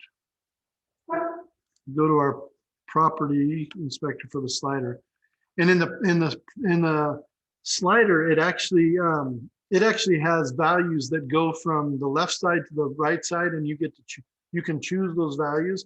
And since we are on our x-axis going from 0 to 1,000, we can actually set up this slider to go from 0 to 1,000. So we want to do that in, let's see, where is that?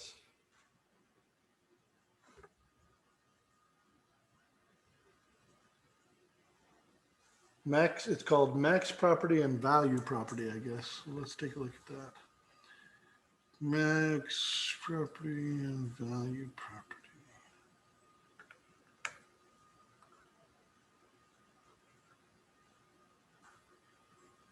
Here's the value.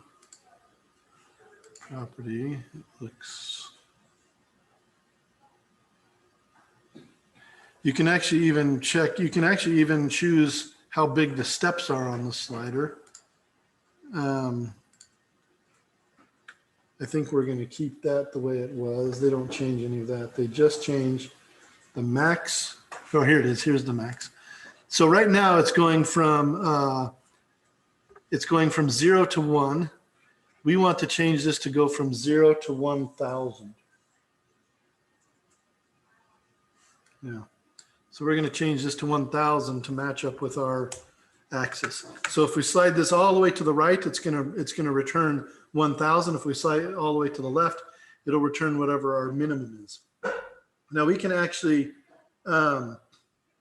we can change the minimum to be some starting value, or we can just leave it at 0, which we will. Then the value thing actually is going to be where it is going to start off when you start the program, I believe. And we're going to put that at 275 so that it starts off there. And now when you slide this thing around, it's going to return a number somewhere between 0 and 1,000. And that number is going to be put into a handle. And we do that in the callback of the slider. And where do they do that? Right here. on page 611, they do that under the slider callback. I would actually have done that first, and I'm going to go ahead and do that first. So I'm gonna be done with this and just hit enter there and be done with this inspector for now. And then I'm going to go to the slider callback in here. Actually, I'm going to go up here and save so that it saves my slider callback. So I'm going to go ahead and save that, and it's going to create this reset callback. And I'm going to go ahead and create my variable here, or not the variable, but the number, the name of the number that it's going to go in, and that's what we're going to call location. So we're going to use the handles thing so that we can pass this around, so we can pass this earlier or to earlier on in the program. We're going to do handles dot. We're going to call it location. The thing that is the number that this thing is going to spit out is going to be called location. And oh, they actually are going to use this in the opening function to define it. I actually want to define,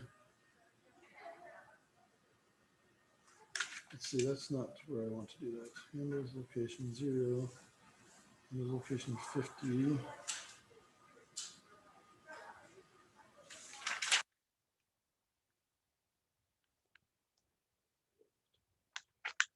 Where do they do this?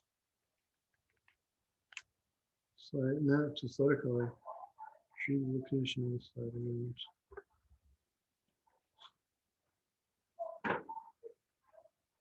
Yeah. Oh, I guess no. Never mind. Sorry, I was doing this. They are doing this the way that I was thinking. So this is back on page 609. This is where they define their handles location, and they use the get function again. Because over on page 611, they're actually setting it equal to 275 to begin with. And that's fine, I suppose. I don't know if that just redirects it to the value. I think we might have to go back and change the value in the property inspector, but that's okay. So we're getting the H object again. And this time we're taking out the thing that is called value. And that's the thing that we set to 275. We don't want to set to 275 anymore. I interpreted that incorrectly. So we'll go back and change that in a little bit. Then we're going to go ahead and do the hold off here. And we're going to plot. So now we're actually moving, we're moving the plot of the target to this part of the function instead of putting it at the beginning function. So we'll remove that in a minute here. So this is the same thing that we had before, except instead of just putting it at 275, we're going to put it at the location for handles dot location, which we are setting by the slider. That's being set by the slider. And then we're going to, so that's going to be the X location. The Y location is going to be 0. It's going to be a square again. So we put in the square. We're going to go ahead and make it bigger. So marker size, and that size is going to be 10. And then we're going to change the face color again. Marker, we could have just copied this, I guess. Face color.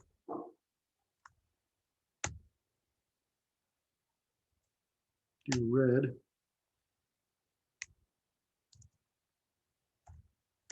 So now we're doing all of this at this part. And I'm going to actually go back to my previous code where I did this. And I'm going to just copy the rest of it, which is all the way up here. All right. Plot. Yeah, not much else that's actually different. Might as well just leave it. So this stuff we can actually remove because we're doing it down here.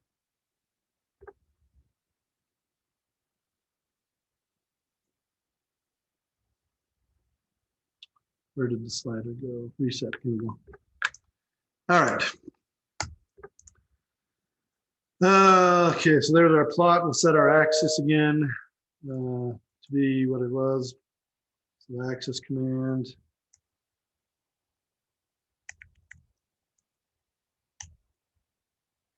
Go from 0 to 1,000 again. And from 0 to, what is it? We're going to go from 0 to 1,000 on both axes, actually. And we'll have our title, call it trajectory.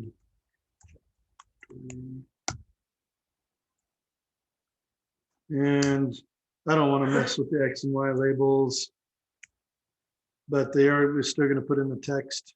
But this time, of course, the text is going to be moving with this. So we want to put it in the same place as this thing is. Right. Except maybe a little bit higher, maybe like 20, like we did before. And maybe this location minus 25 like they do. Well, they put it at 50, but that's okay. And that text is still going to say target.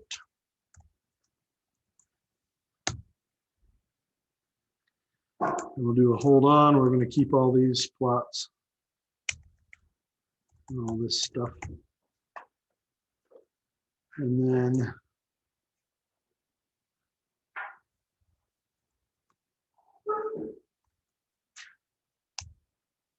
now this part is actually going to send out information. This next line of code here. This is sending, so the GUI data, GUI data command actually is going to send out information from here into the rest of the function, the program. So let's go back actually to here and fix our thing on this really quick. Property inspector. I changed the value here to 275. I want to change it to 0 again and not mess with that for now. Oh, so that actually just changed the position of whatever. We'll call it good for the moment.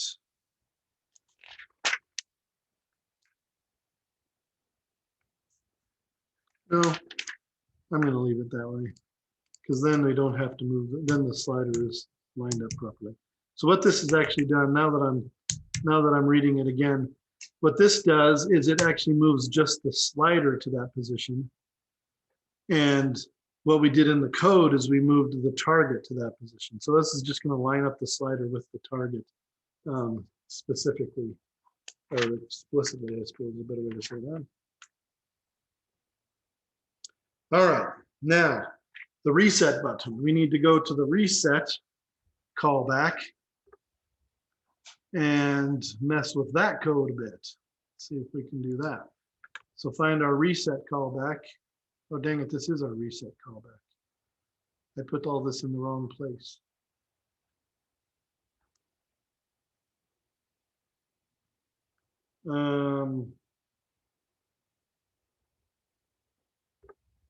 No, that's right. No, that's not right. This needs to go in a different place. I put this in the wrong callback, so I'm going to remove all of that and put it in the slider callback. Where's the slider callback? Here's the slider callback. Now we go to the reset callback.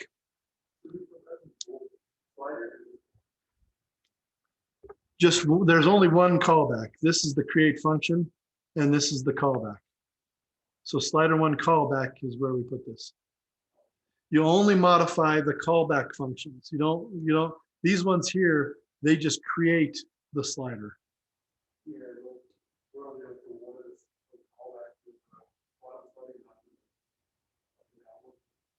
Oh no, I'm not doing an up and down slider. I'm just doing a back and forth slider. Okay, so then we need to do a very similar set of commands.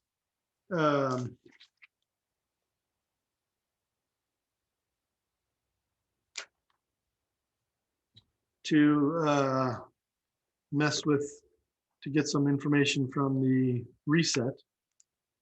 So in the reset, we're going to turn off the hold because we want to be able to clear out the window. And then we have to rebuild the plot essentially when we do the reset. And so let's see, I'm going to go ahead and use a lot of the same stuff. I'm going to remove those 2 lines of code. I'm going to replot, re-axis, reset the axis. The target location is going to be reset.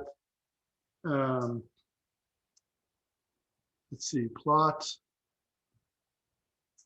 text, axis, title is going to be there again, X label, and then the hold on again, and then this part doesn't need to be there. So that's all just that's just all rebuilding that plot when you set the reset button at that point. All right, and then the last thing that we're going to do is we're going to make an explosion in the window if we hit the target. So we're going to go to the button, the launch button callback, and add some code there. So go all the way back to the launch button callback right here. And we have our time and our H and our V and our position. We have our horizontal thing defined. We have our vertical thing defined. We have our comet plot. And after the comet plot, we're going to define this thing called land. So this is where it lands essentially, equals position end. So it's the last point of position, which is defined up here, right? And we're going to define this thing called goal. The goal is going to be equal to the point where we put our target, which is handles dot position or location. That's the thing we defined in the handles. So we're defining these 2 things, and then we're going to put an if-then statement that says, if these 2 things are the same, then we're going to plot an explosion. So it looks like this. If H, we're at, let's see, parentheses, if parentheses, dang it, parentheses, H at where it lands, so the horizontal landing spot is less than the goal plus 50. So we're giving a little bit of leeway, right? And so the double and tells us and H where it lands is greater than goal minus 50.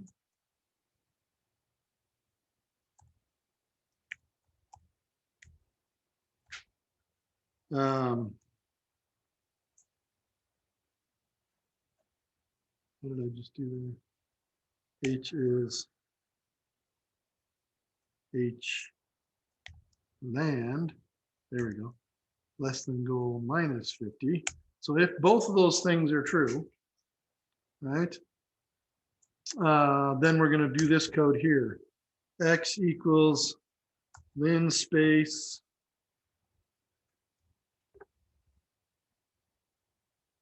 goal minus 100. So we're going to start some points a little bit before goal, right, to goal plus 100.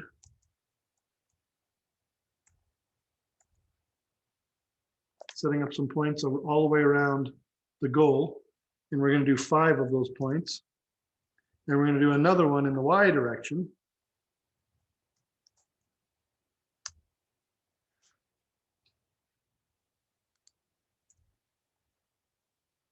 Y linspace now, well, actually, no, it's going to be set. These are numbers, not linspace now.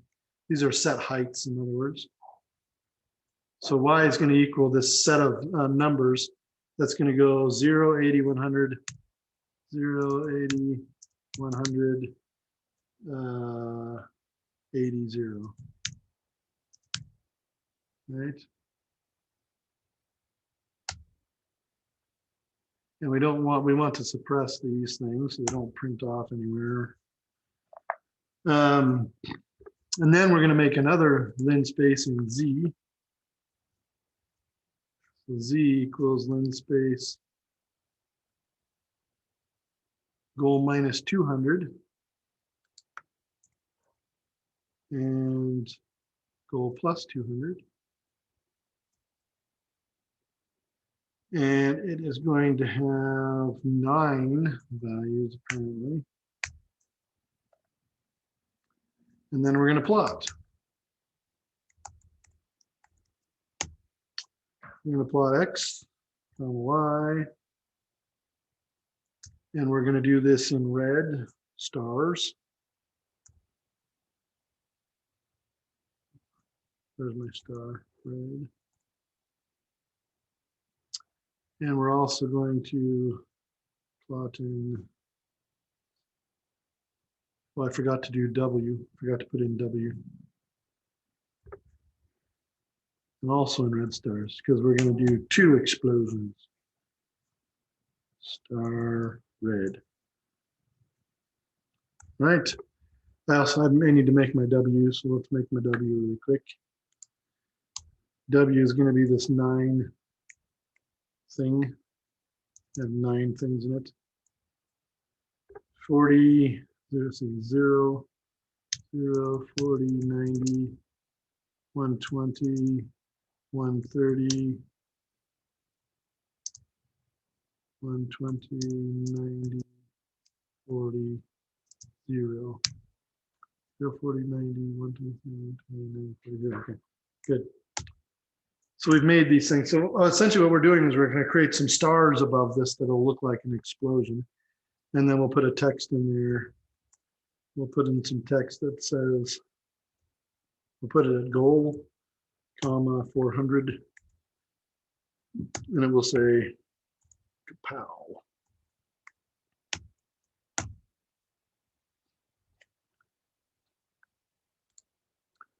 All right. And then we end it. There we go. Now, let's see what happens. So I need to reposition this obviously a little bit. And I'm also, I think when I erased the code at the beginning, I think I shouldn't have done that, but we'll replace it if we need to. Let's see what happens though. We do have a launch. We don't have our target because we need to redraw our target at the beginning. Can we reset it? Does it reset for us? Our reset's not working for some reason. So there's some code problems.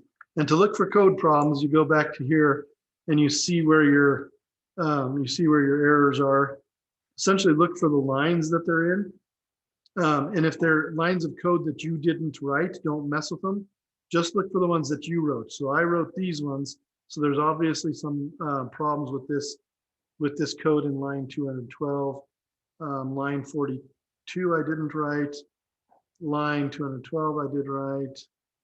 So it looks like line 212 is my main issue. Line 164 looks like there's a problem there as well. Not sure if there's any others. 185. So I'm going to look for a code on 185, 212, and 164. 185, 212, and 164 on my code and try to fix it. So go back to my code. Here we go. And also I need to replace the code that I removed from the very beginning, which was the setting up all of this stuff that I moved. And that's the stuff that we did on page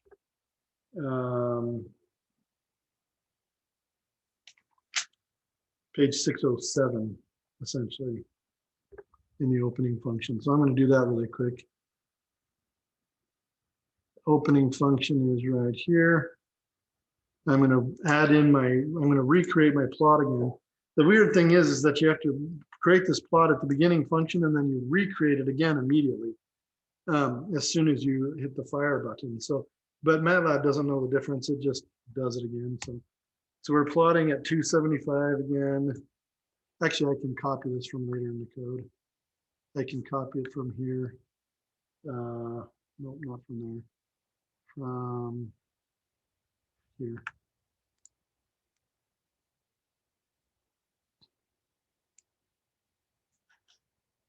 And then put it up here and just change some things in it. All right, here we go. And it just gets super confusing to go back and forth through this code. So be very careful as you're doing this. Instead of doing this here, I want to start it at 275 again and 0, and then this here, the text is going to go at 275 like that. And so that should, so if I run that now, if I close this rather and then run it, no, it's still doing like that.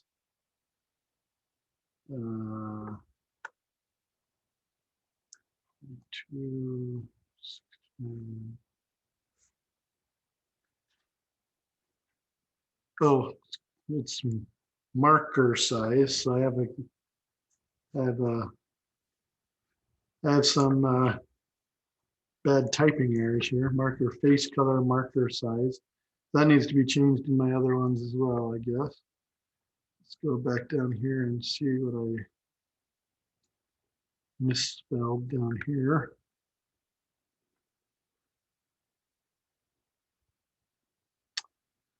Marker size, marker case color, marker face color. There we go. Make sure I didn't. I gotta fix that. It's marker face color, marker size. If I could type without looking at the keyboard, I would do better. I can, I just never do it. Okay. So let's try that. So now we've got our target here, and our target's now moving with this thing. We maybe want to adjust the size of it so it makes a little more sense, but it's kind of working. We go here 50 and 100 and launch. Get a nice launch, but then we get an error. So let's check out the error. The error is happening in line 177 apparently. So let's go back to our code, look at line 177, see what I did wrong there. And if then, if this end, is the plot supposed to be inside that if statement? Yeah. Okay, let's do that.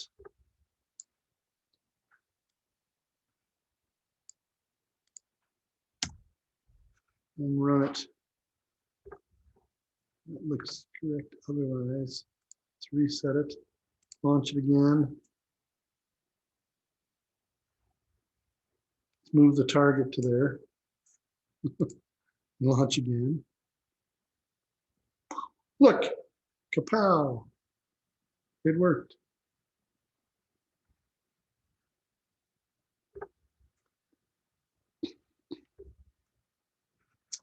All right, well, we did it.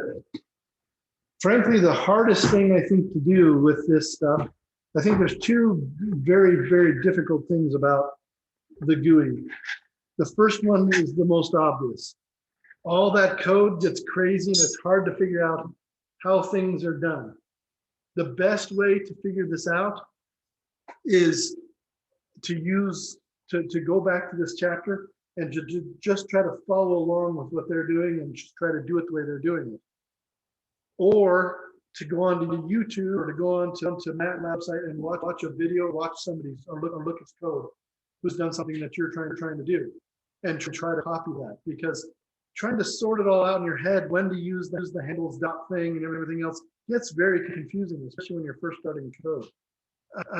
I'm no expert at code, but even though I've been doing this for writing in MATLAB for 20 years, I still have to really think about it.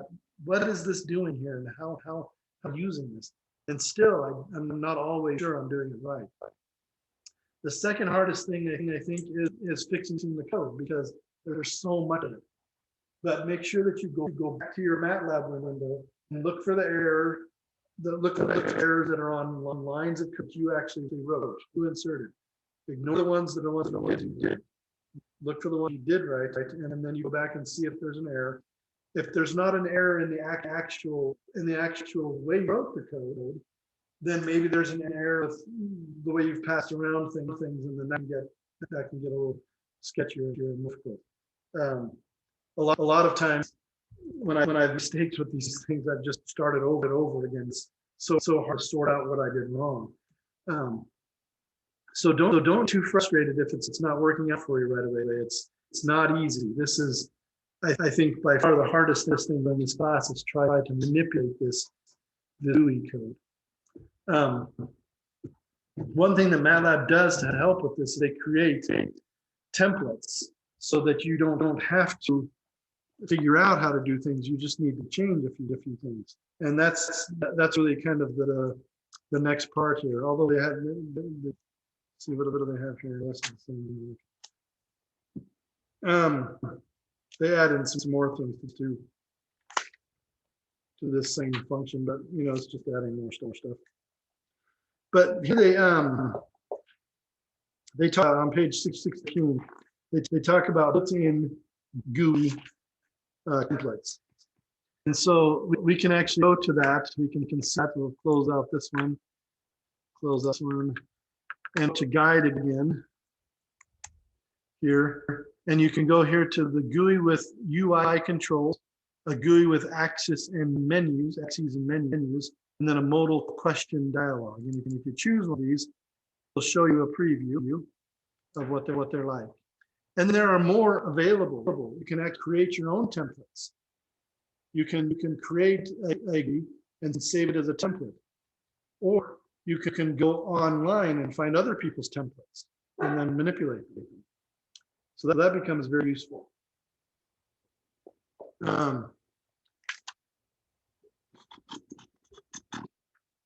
Here you can see the GUI UI controls has things that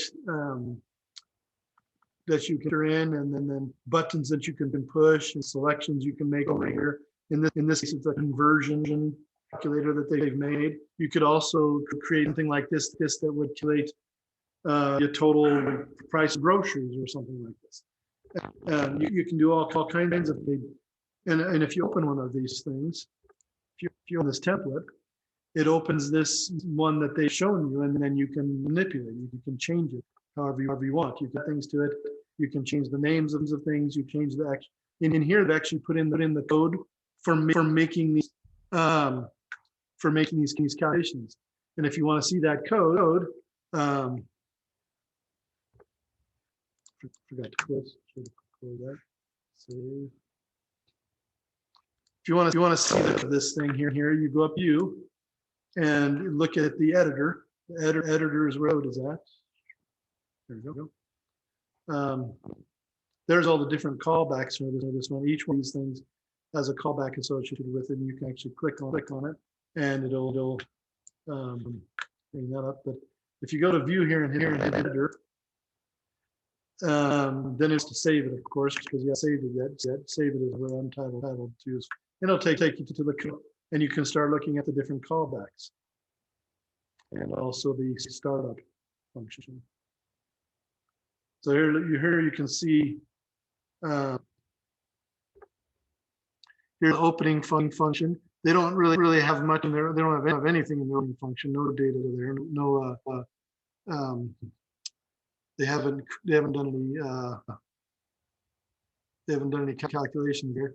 Come down here to this callback, this density callback, and here they're actually naming a variable density, and they're making sure that this density is let's see, so they're making sure it's a number. Yeah. So this little code here, if it's not a number, it will put out this error, input must number error. That's And then on this one, they're looking, no, that's not the, here's the call icon. On this, they're doing the same thing. They're just making sure people enter numbers and not letters or characters of some kind. Then the calculate callback, which is the push button, actually is going to take those handles of those things, density and volume, for example, and they're going to they're actually going to they're calculating the mass. Right. I didn't realize they were what they called the mass, but they're actually, this is just calculation. And they go ahead and put this out to a thing called string for the mass. So they're setting some on the screen that's called mass. Equal mass is the output right here for the mass. So they're setting from the screen here. And that's all the code they put in here, actually. Everything else is just the code that is included.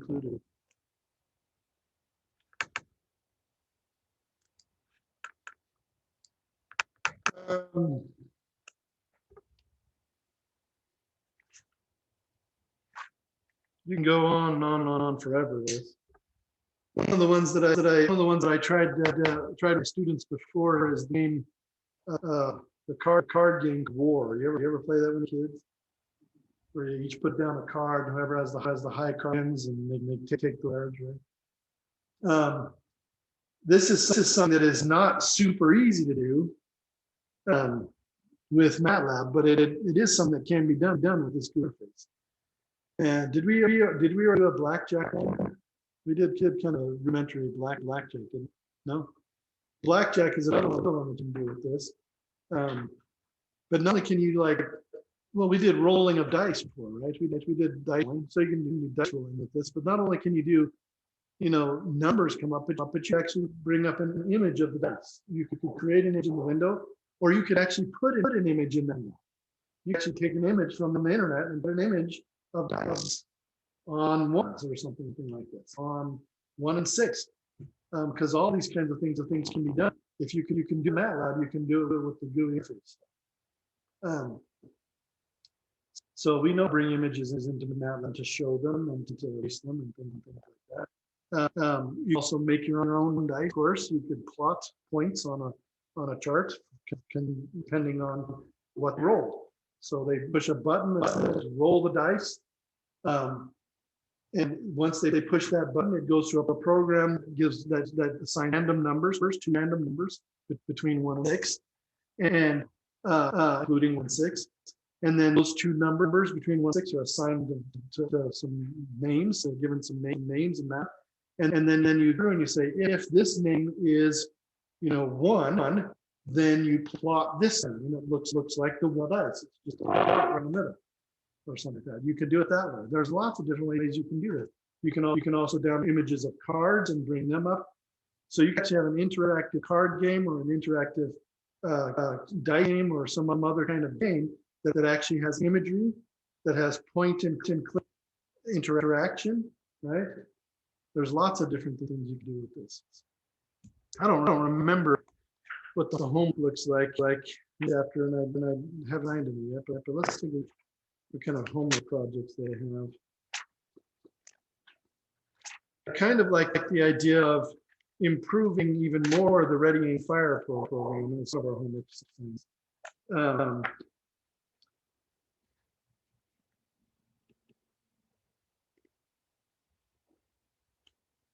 And I actually like all of these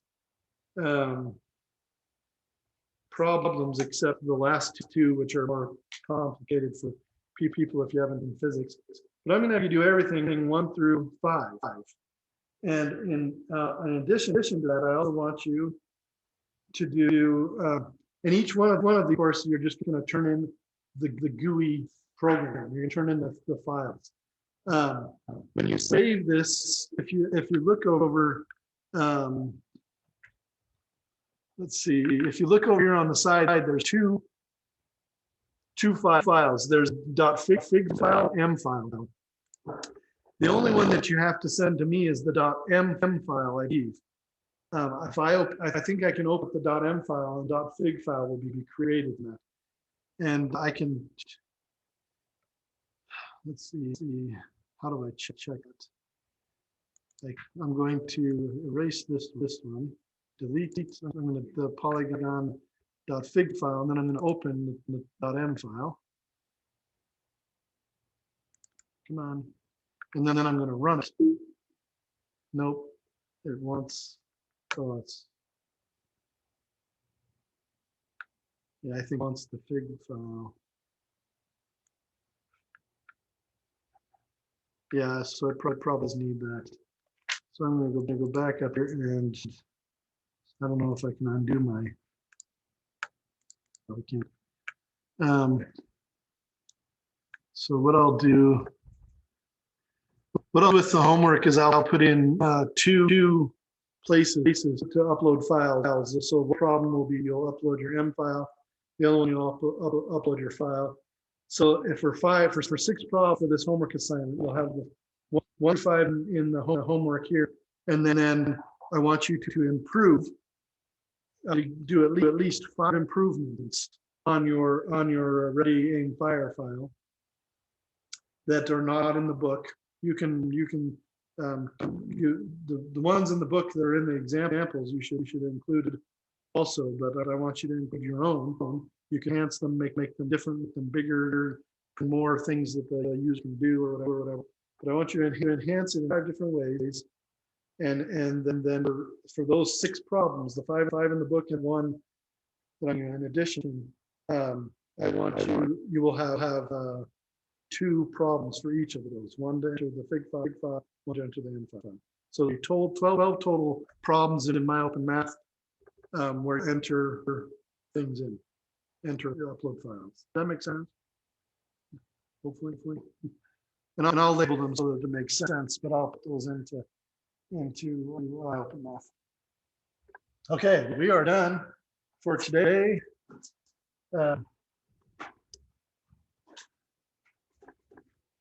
Have fun with this. This actually starts to look like real programming at this point. So have fun with this.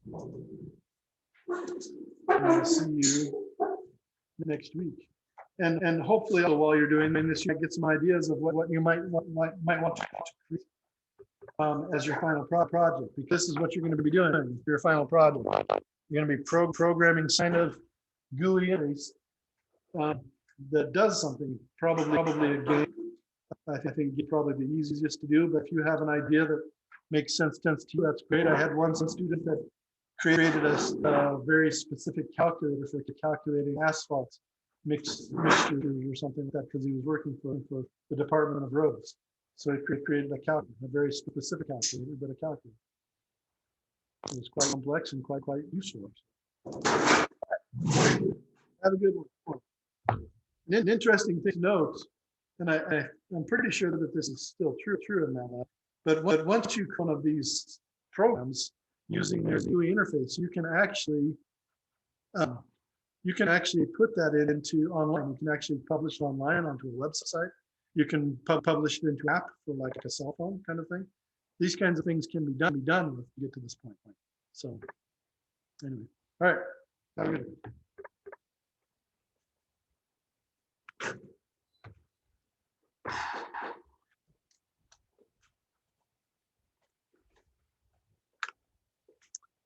You have any questions, Logan, before we disconnect? No. See you later. See ya.